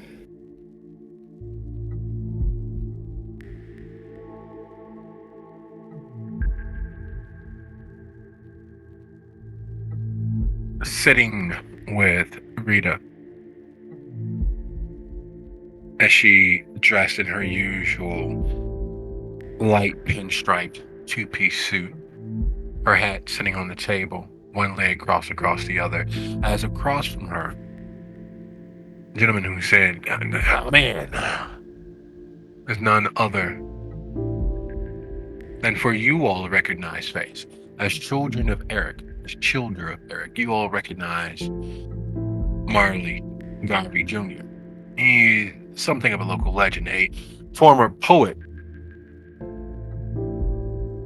who occasionally makes appearances across the city and across the state, dramatic readings and symposiums and a lot of busy work. And you're surprised that no one finds it disconcerting. But his usual appearance is one of an average, far too old beatnik with round glasses that you can barely see through. You all know him for what he is, a child of Nosferatu, a former associate to your sires, and his presence here is usually, or could be, perceived as a good omen. Y'all right in time. Welcome in, welcome in. Rita, I see your people have arrived. I probably should let you all get to it. Tamara, Marion says, hi, he liked your discussion as to the hidden treasures that people overlook in the garbage around them here in the city. None, always a pleasure. Jacob, hopefully you can get your job back once things settle at the university. I am working on that on behalf of your potential regent, Miss Simone here, and Sarah and Maria. I wish you all good luck. Happy hunting. I'll see y'all around. Martin nods and kind of taps the brim of his hat.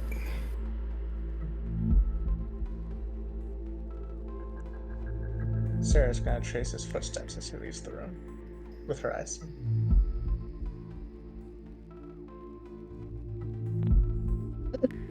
So as he leaves, Rita smirks, resting her chin against her hand, her usual method of waiting. When he leaves and pulls the door closed behind him, Sophia called. Now I suppose that the reason why she was cautioning Keith is because you all have bad news, huh?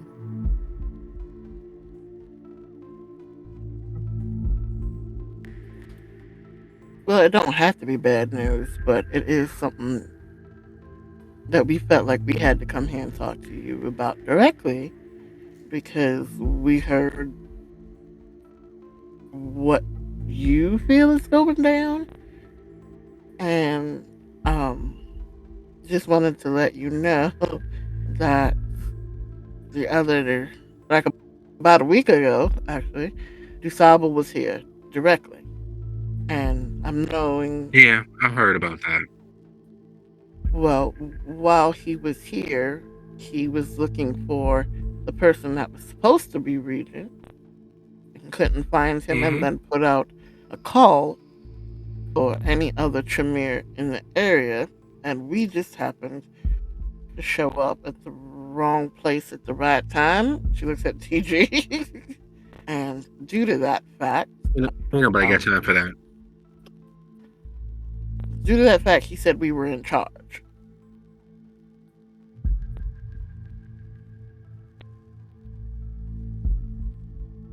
Oh, you think you're the boss of me now? That's not what I'm saying. I'm not coming in here to say that I am the boss of you or anybody else. I'm just saying, from the higher ups,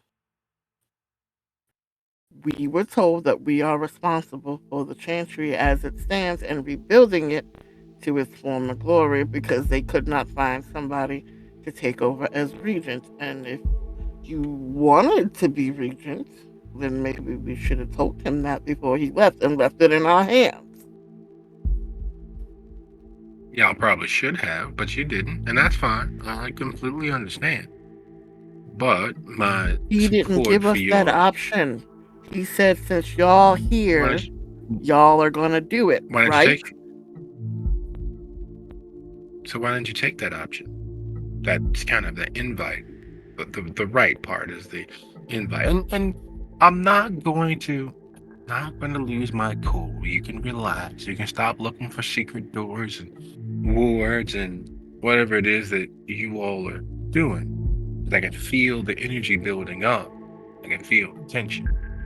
I'm not going to go ham. I'm not going to lose my shit. I'm not going to crash out. I promise. That's beneath me. And if I was going to do that, I'd just have Sarah and Marie take you out now. But that's not on the agenda. If you all... Mom kind of smirks at that, like, she's not going to say it, but there's I'd like to see you fucking try that pops into her head when it comes to either Sarah or Marie taking her on. But at the same time, she doesn't say it. She's just like kind of smirk pops and she just kind of nods. Of course, it comes with a price. I will support your bid, all of my meager resources and alliances throughout the remainder of Gary. If, and here's the if, you all know that bitch, Maria D'Amato Castiglione, is the right hand to our lovely Princess Seneschal. I don't like her. I don't like what she stands for. I don't like the air that she no longer breathes. I don't like who she's connected to, and that is in fact the Castiglione and Tory outfit. But they are in a position of power, so they are relatively untouchable. You all help me displace her, weaken our Seneschal's support, because it is the Castiglione bitch and Michael, the crazy zombie-like fucker that you've all seen floating around in Alicia's shadow like a lost puppy dog. Those two have to go, and then we can potentially push the sheriff into the Seneschal's position. And if he doesn't want to go and he doesn't want to take it, then we can. Or more specifically, I can.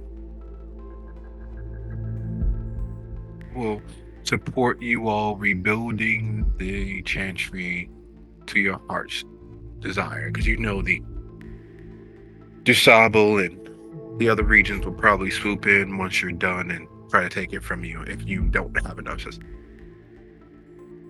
Just success.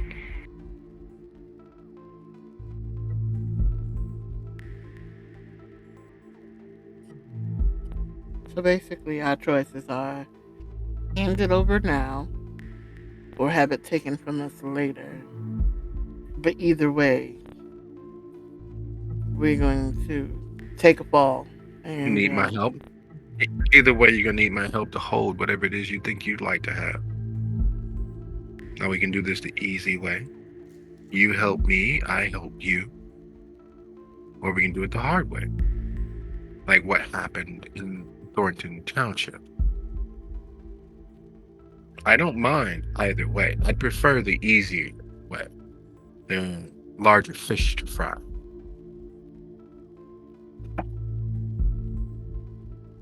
But the choice is unfortunately yours. I can help you. I can be a strong ally.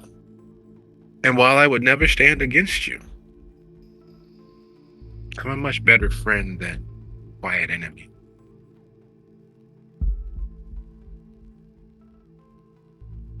What do you all say? You know me, Rita. I'm down.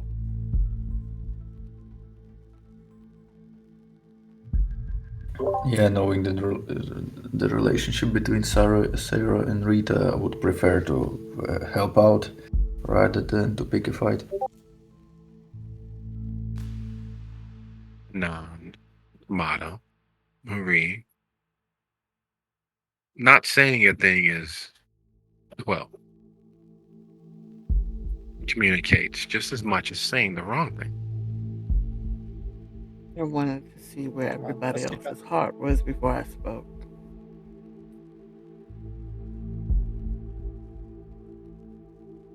Let's show these necromancer bastards the sunlight. No way. I agree with Sarah.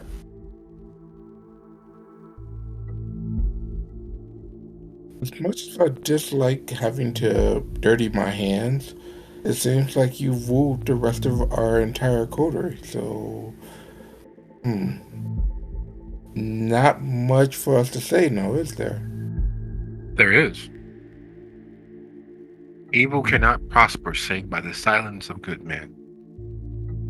What you speak into the world becomes the reality in which we live. What you don't speak into the world becomes the shadow that removes every semblance of trace of trust amongst your associates. Why do you think there's that line when people get married, both in the living world and in our own world? If there's someone now who thinks that this union should not prosper, speak now, or forever hold your peace. You don't get to go back on a deal that you didn't state. You didn't sign on a line, binding yourself to the will of everyone else. Here's your chance. Get it off your chest. Whatever it is.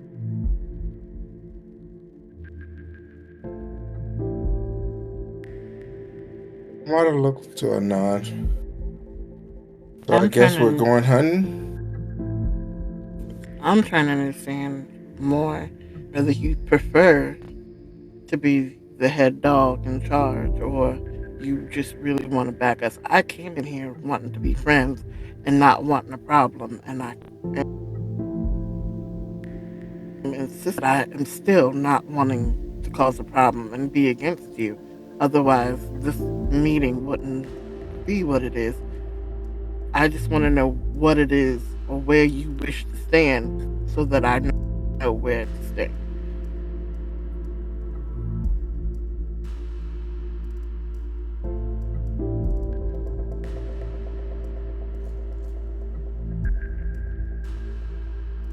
Why should I stand anywhere when you think about it? I have my plan.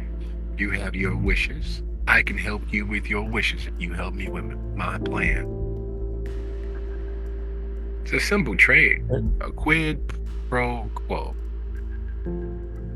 It sounds like you more or less want to not necessarily lead if you don't have to, but rather just keep us on the leash.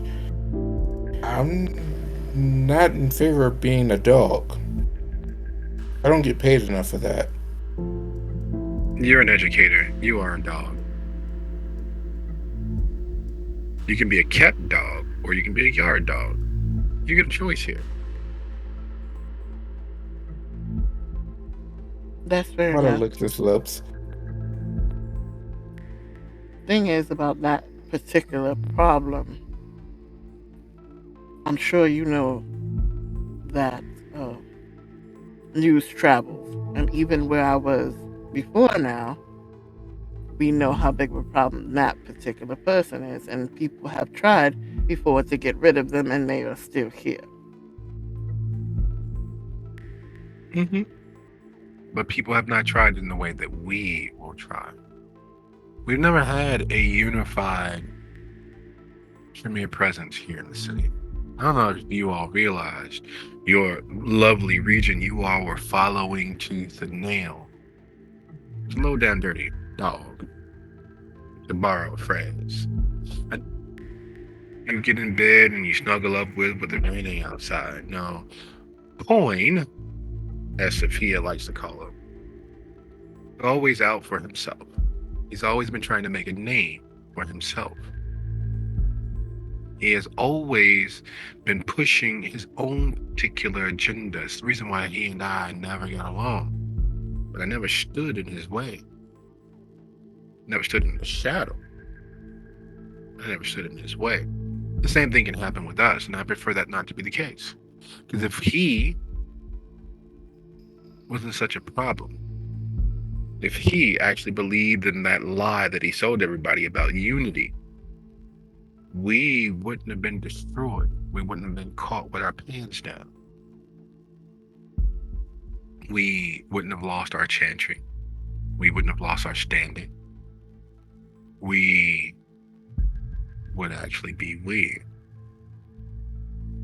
instead of just a loosely united group of us's.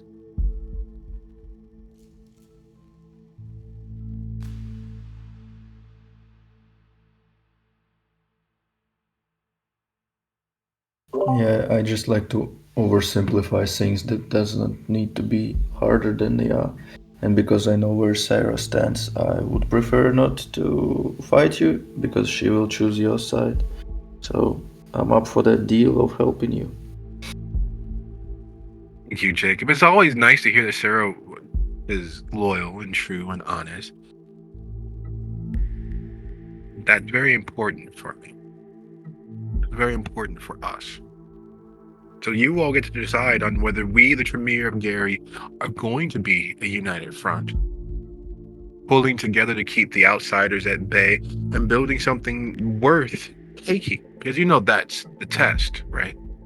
You know that as the regent, if you all are provided that promotion forward, it is the test. Building something valuable enough that others want it, and being strong enough, capable enough, and supported enough to hold it. When's the last time either of you all have had a tribunal? Been a while. Yes. Actually, I think I had one before I left. I'm missing a couple days, Look at you. but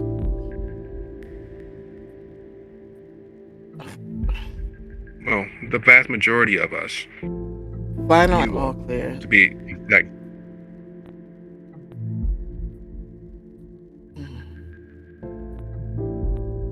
I want us to be united. I came back here and unexpectedly got the job of uniting the Tremere, so I'm wanting that. Let's be united. good. I was hoping you said that. We got a job to do.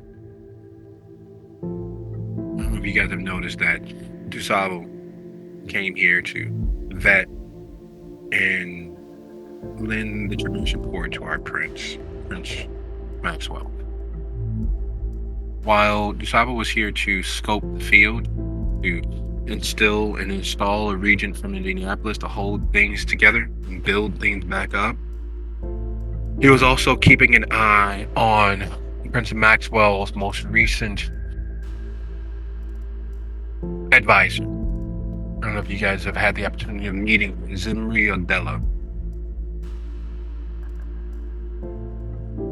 She's been whispering things. She's been being touted as the second coming of Sauron before he went evil. She's been getting next to our prince. She is working on usurping the full control of Seneschal, weakening the office of the Seneschal. We don't need her to weaken the office. We need that title to remain as it is, as strong as it should be. So that when we remove Alicia and we move that bitch Castiglione, one of us, me, can slide into either the sheriff's position or the seneschal's position. And with me as either the sheriff or the seneschal, backing your play and watching, lending as much aid as I can to you all actually building a chancery worth anyone wanting to be part of, needing to be part of, helping you all reach your tribunals and exceed them, pass them, gain more knowledge about what we actually are. There is very little chance that we can be unmanned, that we can be unseated, that we can be destroyed again.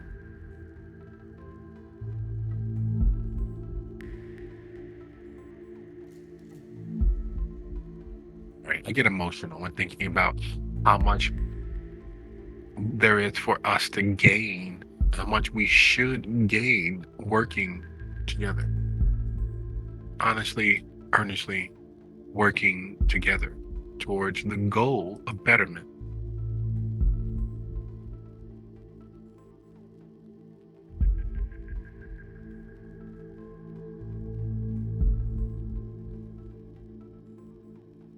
Do we need to get rid of that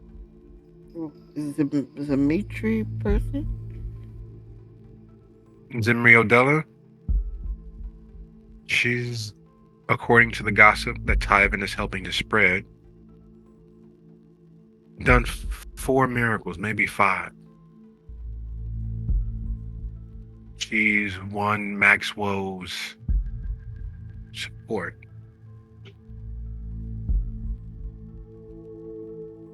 Shouldn't have to get rid of her, but we should be able to deal with her.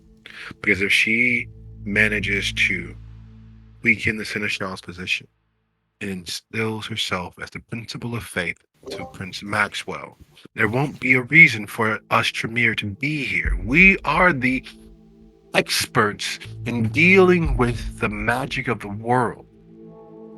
We are the Chantry. And if she undermines his support and belief in our abilities by becoming his principle of faith, what chances of success do you think you'll have if the prince is aligned against you?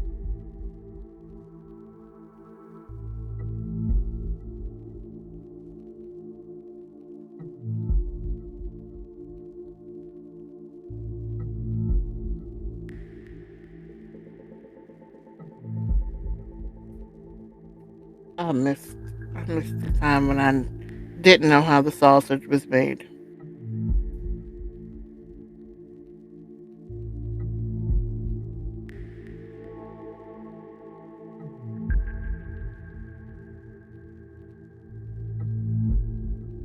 So what do you think?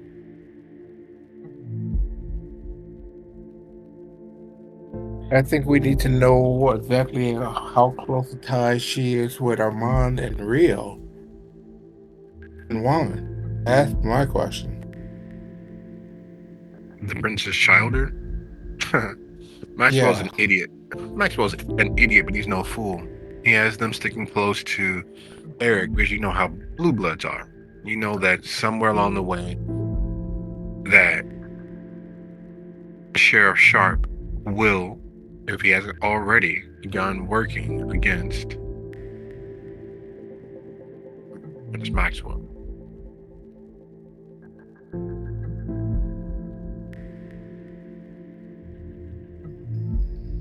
But are they working with her? Because then there's a vested interest in keeping her safe, which makes our job infinitely harder.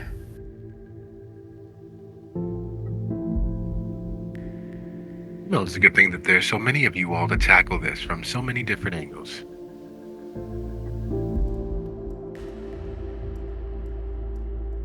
I see. You have a lot of faith, which is a good thing. Faith is always good.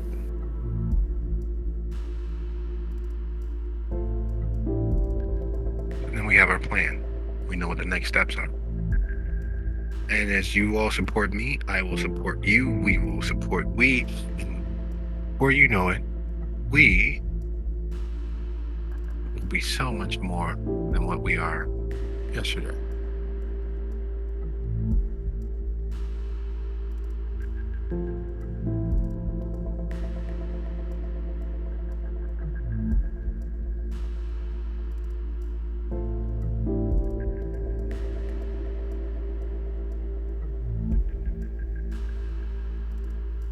And I'm just kind of gone quiet and just deep in thought as to how to get all of this done. Carter doesn't say anything.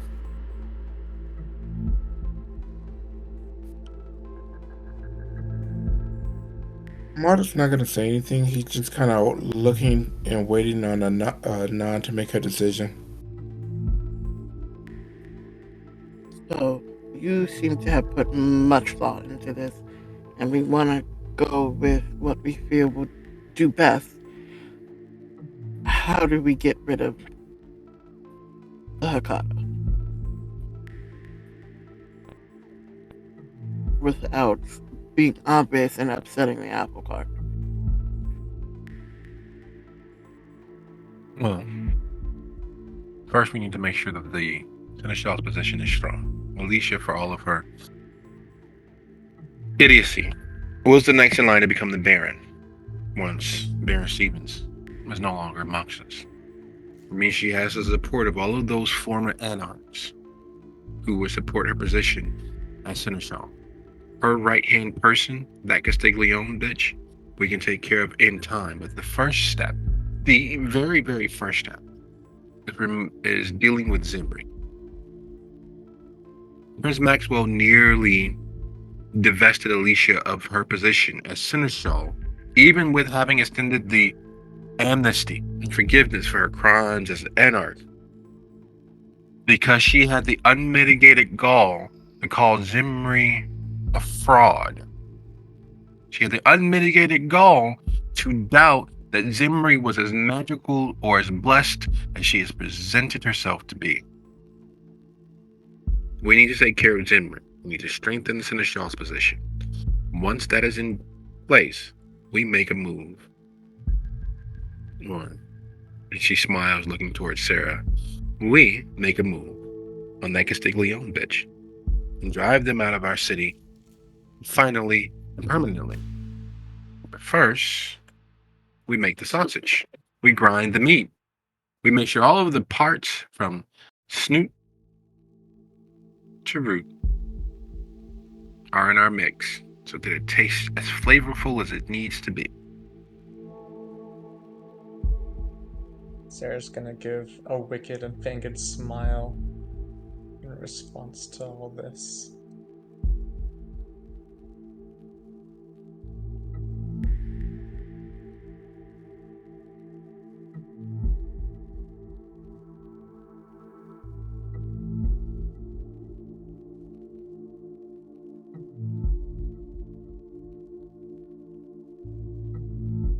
Would it be beneficial to have Zimri and the Seneschal fucking with each other?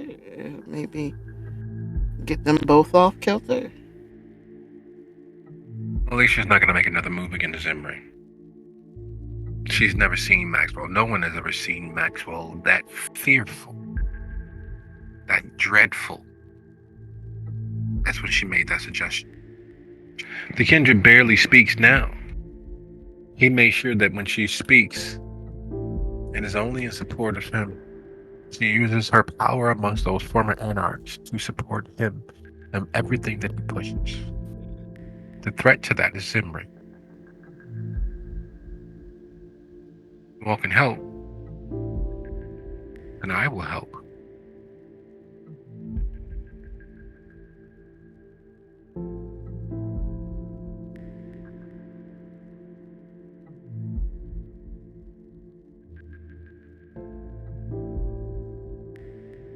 You have a deal?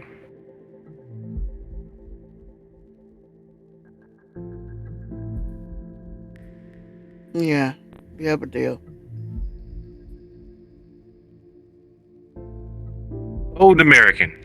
She stands up as if this was all that she had ever hoped for, all that she'd ever wished, as if this was Christmas Day.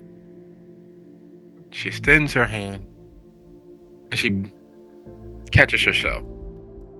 We're family. We don't shake hands. She throws her arms around you, pulling you into an embrace. And as she pulls you into an embrace, she whispers into your ear, next to my seat is a suitcase with 5 burner cell phones with 1 number they'll dial to. We can keep contact without anyone ever being any wiser. So I'll leave you all to it. I'll let Tyven know that you guys are ready for him and let you all get on with your evening. I've already purchased a few donors that I think you all will find interesting, if not exhilarating. And I leave you all with one important message. The most valuable message. The most valuable lesson that I can leave you all right now. Thank you. And then she leaves. And it is 21 after the hour. I'd like to thank you all for a lovely episode. I'll see you guys next week. Good night, everybody. Night. Good night. Thank you. Thank you. Good night.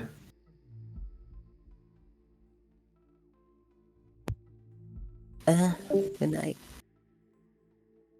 And so it begins.